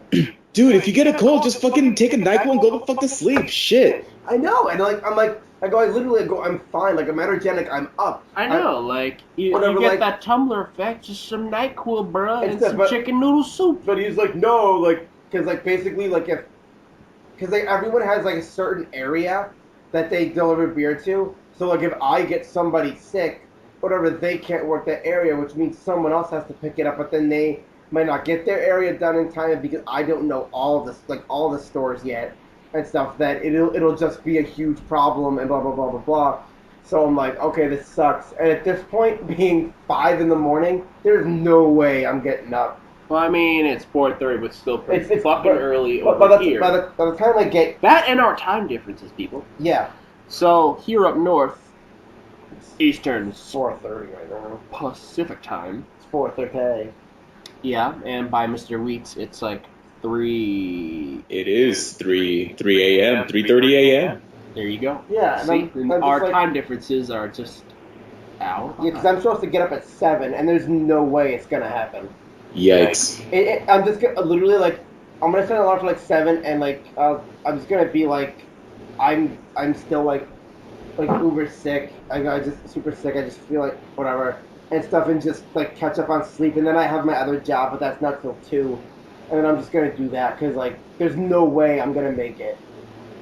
Or because like no like I tried but like it's one of those moments where like you know you have to work in 3 hours. But like sometimes you know you'll sleep right through your alarm. Yep. And I've done that like multiple times, especially if I'm up late. I know I'm gonna sleep through my alarm, or there's a chance that I will, and there's no way I'm getting up. And even if I get up, there's no way I'm gonna like, maneuver myself out of bed. So, I mean, like I said, anyway, I'm gonna go in, and the one guy's gonna be like, "Oh, I don't want your cough. I don't want your sickness. Oh my God, I'm gonna die. Whatever. Hey Tony, this dude's sick, and I'm gonna get sent home anyway." Like, I was already basically told that earlier, like, this morning. Fuck that guy. So it's like, the next guy's just gonna do the same thing. Like, that's what the other guy told me today. He's like, they're gonna send me home. Okay. So I was like, fuck this up. I'm like, whatever. Well, anyways, that puts a disclose of episode 2. Surprised that we came around again. But we'll come around for another third time with another guest. Yeah, baby. Questions. Actually, I already had somebody in mind. It's Shreddy's buddy. I mean, I talked to him a little bit, but so but of course, Sparky's gonna come back. We're gonna have reoccurring guests. Of course. It's not like I don't know. His stories are too fun, and Hell, Sparky might be a regular. My stories. That'd be amazing. That'd be pretty solid. I got tons of stories, obviously. You're like the second annoying person on the show. Who's the first? Me. I say there's times together we're pretty square. No, because really the people who are probably listening to this are normally, Shreddy's art fans, and God forbid they're fucking insecure artists, fucking jerkwads. Get over yourself. Get a fucking life. I see why people. I'll show you how to live. You know what? Oh God. I'd rather spend $13 on a titty bar. Oh wait, I did. You did. Oh, that's another real quick. Oh yeah. Oh yeah. Well, although we were about to make it disclose, but this is a story I feel like has to be mentioned. It has to. Yeah, this will be the last story. Yep. The last of the stories is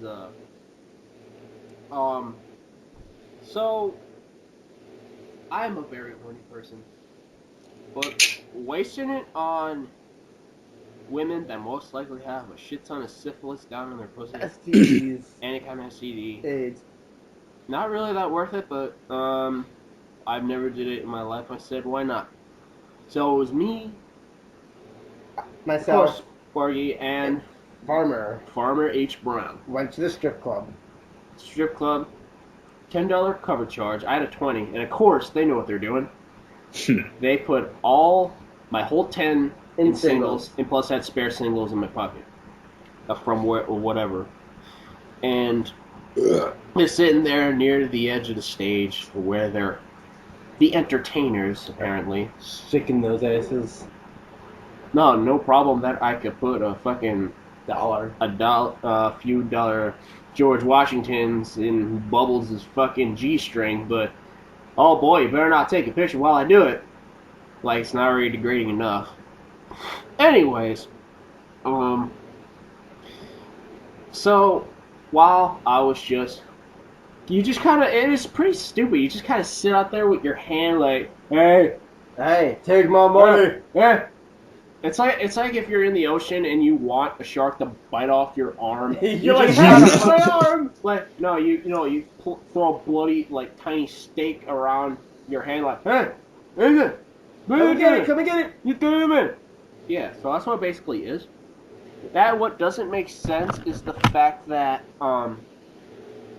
that they're already stripped down, but they're tape over their nipples. They had tape over their nipples, fucking masking tape. Like they're basically tape the tape. Yeah, and their asses are showing. Yeah, their asses are showing. Like they're basically completely naked. Their tits are basically showed, but they cover the nipples with tape. I'm like, what? I don't understand what the. There's point no of that point to that, man. That's what I'm saying. How fucking logical is that? Half the time anyway, when we were there, like obviously Farmer was having girls dance up on his lap and stuff, and he was smacking ass, and he was enjoying himself. Obviously, I was looking the whole way. Because he's a fucking hornier freak than maybe a regular Japanese person. Oh yeah. Why do I say Farmer Japanese would be a person? great Japanese person. Farmer would be the guy, like, he'd be... Alright, no, first of all, because how he looks. He'd be directing the videos down there. No. Actually, I was getting at because how he looks as a person, and imagine him with those whatever in his eyes would be fucking hilarious. That would... I could just see him directing films, though, like, fucking really, like... Not even just regular porno flicks. You don't have to be Japanese with that shit. But why I say Japanese is because I feel like they're the most horniest people on fucking planet Earth. Think about it. All the hentai they make, all their videos, forget it. Like, there's crazy. And even the regular pornos they make.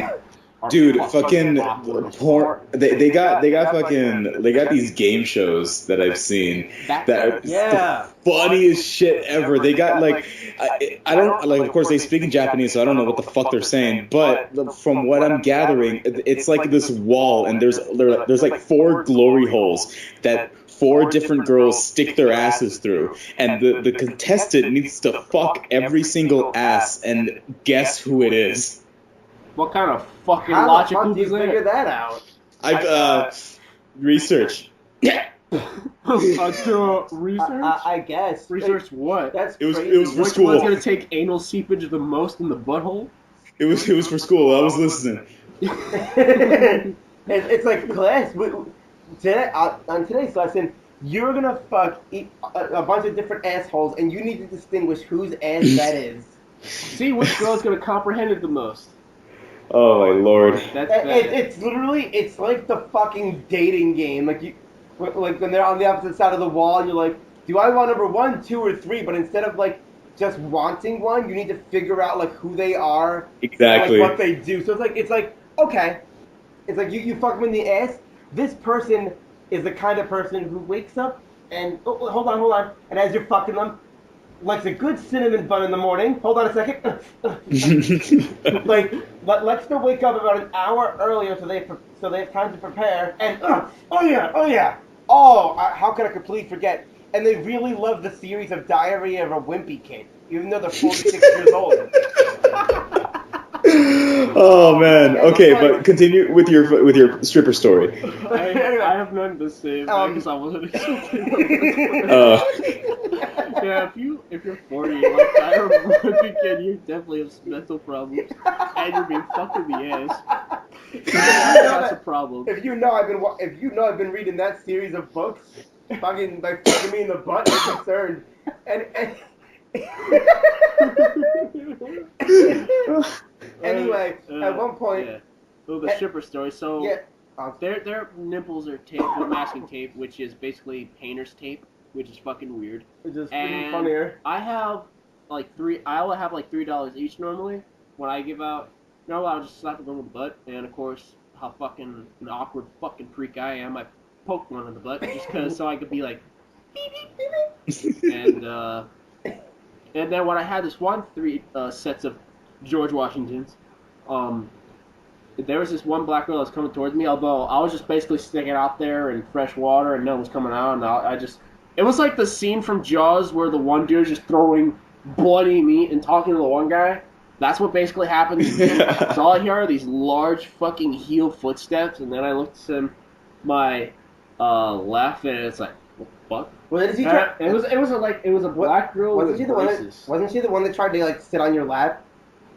No, she tried to put her Venus mount in my face. Yeah, because you were like, no. You're like, no, thanks. So I remember. No, because I'm a fucking grade A sphincter boy, and I don't want to go to the pharmacy because I got some disease in my fucking lips because she decided to rub against it. I'm like, nope, I'm fucking lame. I'm giving the Republican look when I'm guilty of something. I just look away. Nope, complete sphincter. Nope, nope. And she's like, is this okay? Just dancing around me and touching me. I'm like, yeah.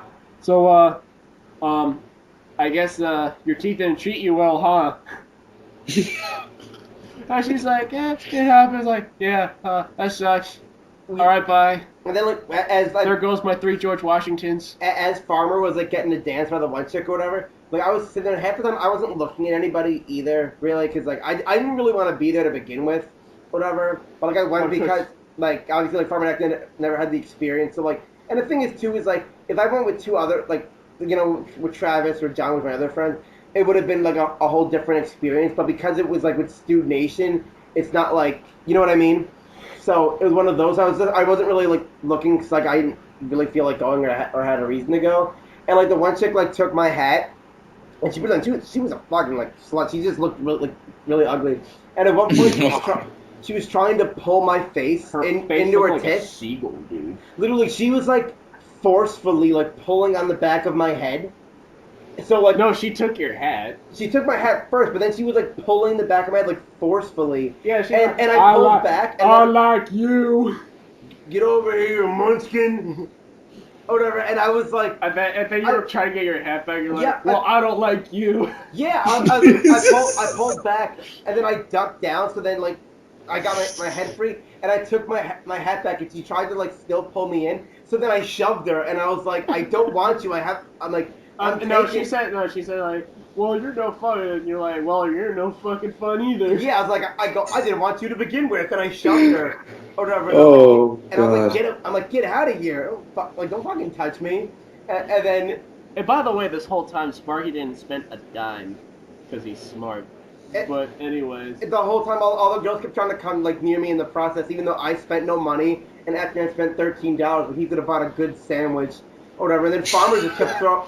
Farmer's like, I'm just gonna get rid of these 10 ones, and then I'll be done. 15 ones later, like, it's not gonna hurt to spend like another like $20. And next thing, and like Farmer probably spent like at least like $50 that night. Like no, that fool.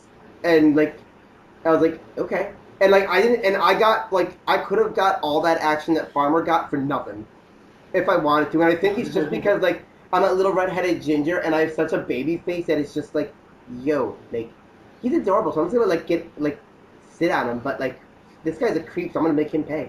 So Farmer paid $50, and I mean like, right. That was like, I went to a strip club in Canada, and like the one chick, like, I didn't even pay her, and she just talked to me for like 2 hours. Oh god. Like one of the strippers, we just had like a really good conversation about like just like regular day-to-day like basic stuff. That's cool. Oh, by the way. But then again, that's the kind of vibe I give off. Yeah, apparently. Even with strippers. Yeah, anyways, like when we were, I don't know, although they're partially naked, basically, them fucking acrobatics, I would fucking die. Oh yeah, those are crazy. There's a few of them that just dance and are fucking sloppy. And then the ones like that were like pretty like cool, like doing some pretty cool moves or whatever. They're like, how the fuck do you get up there? I'm like, how do you do that? And then I was like, what if they just put Crisco on the pole and they fell off the pole? Like, if the Crisco, they slipped, them, like, ah! They fell and hit the ground. And we were like cracking jokes and obviously laughing about it. And then,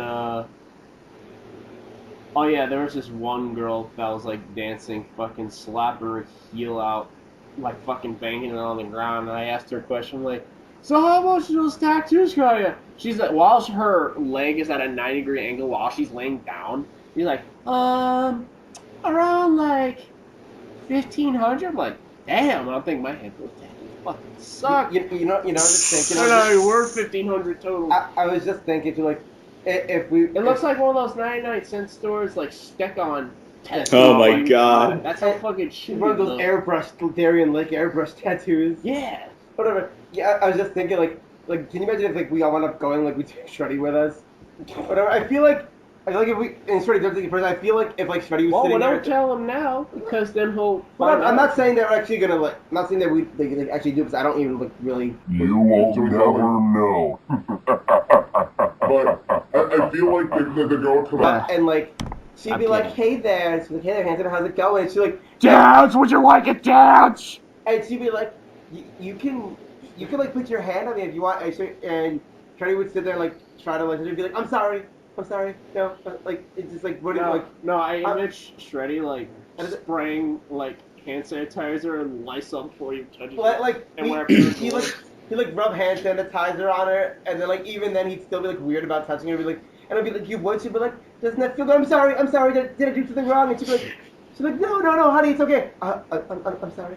I'm not. See, like, if I were to ever go to a fucking strip joint, like, my first instinct would be that I wouldn't be able to get it up at all because there's a bunch of other fucking greasy fucking fat dudes around me, and I'm just not. That's like everyone else is fucking, you know, they're having the time of their life, but like, you know, I'm just another guy there, and like if someone were to come up to me and be like, hey, I'm gonna fucking do some shit to you, I'm like, fucking asshole.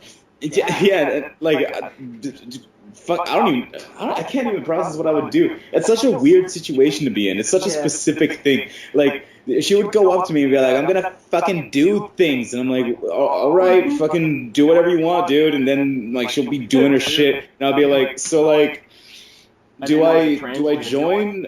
Like, I feel like you're singing happy birthday to me. Like, do I sing along? Do I join you? Do I just sit here with my hands crossed and then, you know, just twiddling my thumb? Like, what do I do something? It's one thing if you go to like a back room or something because you're not around any other guys, but like if like you're just sitting there like in the strip joints, that means you pay to. Oh no, you're paying a lot more, and you're paying for action. But you see what I'm saying though is like then you wouldn't be around like a bunch of dudes just staring at you like, or like it's like. Well, you gotta think about those girls been in fucking 18 to fucking 1,800 different penises that day through night. So exactly. Yeah. I would feel. Might as well stick your dick in battery acid. It would just feel icky to me because it's like I know you do this to other dudes. Like I'm just more money to you. This isn't genuine.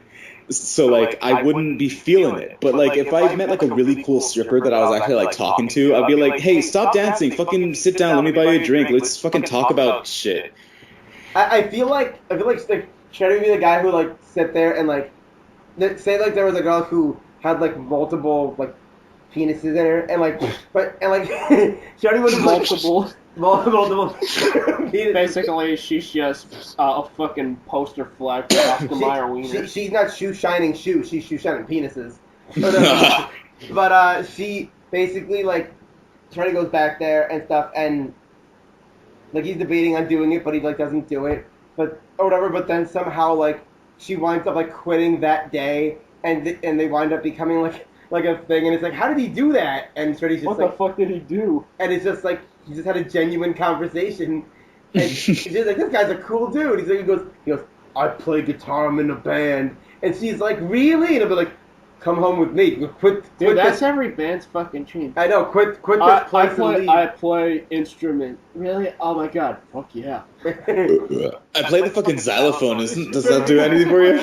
So he'll be like, no, I play the xylophone. He'll be like, he goes, so what do you like? What do you like to do for fun? Well, I really like to watch Powerpuff Girls. No way, me too. Yeah, dude. Like I swear to God, that would fucking kill me. Like if I were to fucking be talking to someone and they would anything I say, oh my god, me too. Like hey, it's like so what do you do with your life? And like I like art. Oh my god, me too. What else do you do? I play guitar. Oh my god, me too. It's like at that point you're like, is she just saying that? And you'd be like. Of course she's just saying that. You'll be like, after that, you gotta throw her off with something utterly ridiculous. Gotta be like, I like to give snails orgasms. She'll be like, oh, me too. Exactly. And see, the funny thing is, I have a friend I have a friend. No, hold up. Snails, orgasm, human penis, snail. Hello. The math is off. Hang on a second. The math is not off if you have a tiny penis. It's not off. It's spot on if anything. No, fucking microscopic wanky. Okay, yeah, so it's not officially off. Like if you have a big one, yeah, it's gonna be kind of hard. But if you have like a microscopic penis, it's like I think for the snail, it would just be a regular. It would feel like it's on a very fleshy branch. Yeah, it'd be like if you had a microscopic penis or whatever, it would work perfectly, like throwing a good touchdown pass in football. Like it's not gonna go wrong. You're gonna fucking score.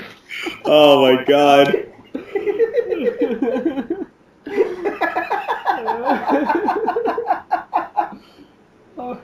Oh god, I can't. All right, Oh. this is On that note, the real disclosure of episode 2. That's the way to end it. Yeah, that's the way to end it. Strippers. Shreddy and strippers. Orgasm I'm scales. telling you, fucking artist kooks or you fucking analyst fuckfaces, live. Enough. It's bullshit. What the fuck's wrong with you? Jesus Christ. You're reviewing a show that was made for an 8 to 12-year-old. The fuck's wrong with you? The continuity in this SpongeBob episode is clearly not correct. The distance between SpongeBob's house and the Krusty Krab is not the same. And that's where you have to go to camp kill yourself. Anyways, Yeah, no kidding. Episode 2.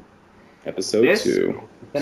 So far, it's been the most fun episode we've ever Yeah. connected together. This was a good one. Yeah. And of course, our guest Sparky made it is super fun for the show. And of course, comment below if you'd like to see Sparky again. Just put hashtag Sparky. Hashtag bring Sparky back. Hashtag Sparky, Sparkers. And quickly, me, and Sparky, we might come up with our own podcasts. Indeed. Maybe. Ooh. We'll think about it. We've been talking about it for a while. Yeah, we'll think about it.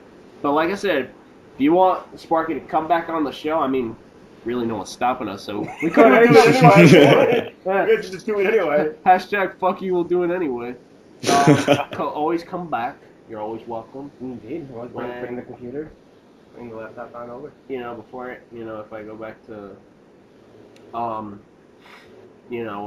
south, you can always come into our chat room, of course. Oh yeah, of course. It's not like you're being blocked. That'd be retarded. Yeah. But obviously. anyways, yeah, it was a fucking fun episode. Although it's stupid, like it was the first episode. Of course. Except it's 3 hours instead of 5. Yeah. And it's on that note. Hopefully you enjoyed the show and let us know if you like Sparky, put hashtag Sparky. Hashtag do it anyway. Yeah, hashtag do it anyway. Hashtag come on. Come on. Alright, so. Or hashtag I'm trying here. I'm trying here. Fuck. What more do you want? Anyways, I'm Actman. This is Unicorn Wizard / Shreddy stretch. A bunch of shit, because everybody just wants to name you whatever. Everybody calls me shit. Fucking shit on top of shit with shit. With the side of shit. Yep. And that is it for JABcast episode 2. Episode 3, I don't know, when we feel like it. So, see you later from JABcast. See ya. See ya. Yeah. See ya. Now let's say this at the same time. See you later from JABcast. So. See you later from JABcast.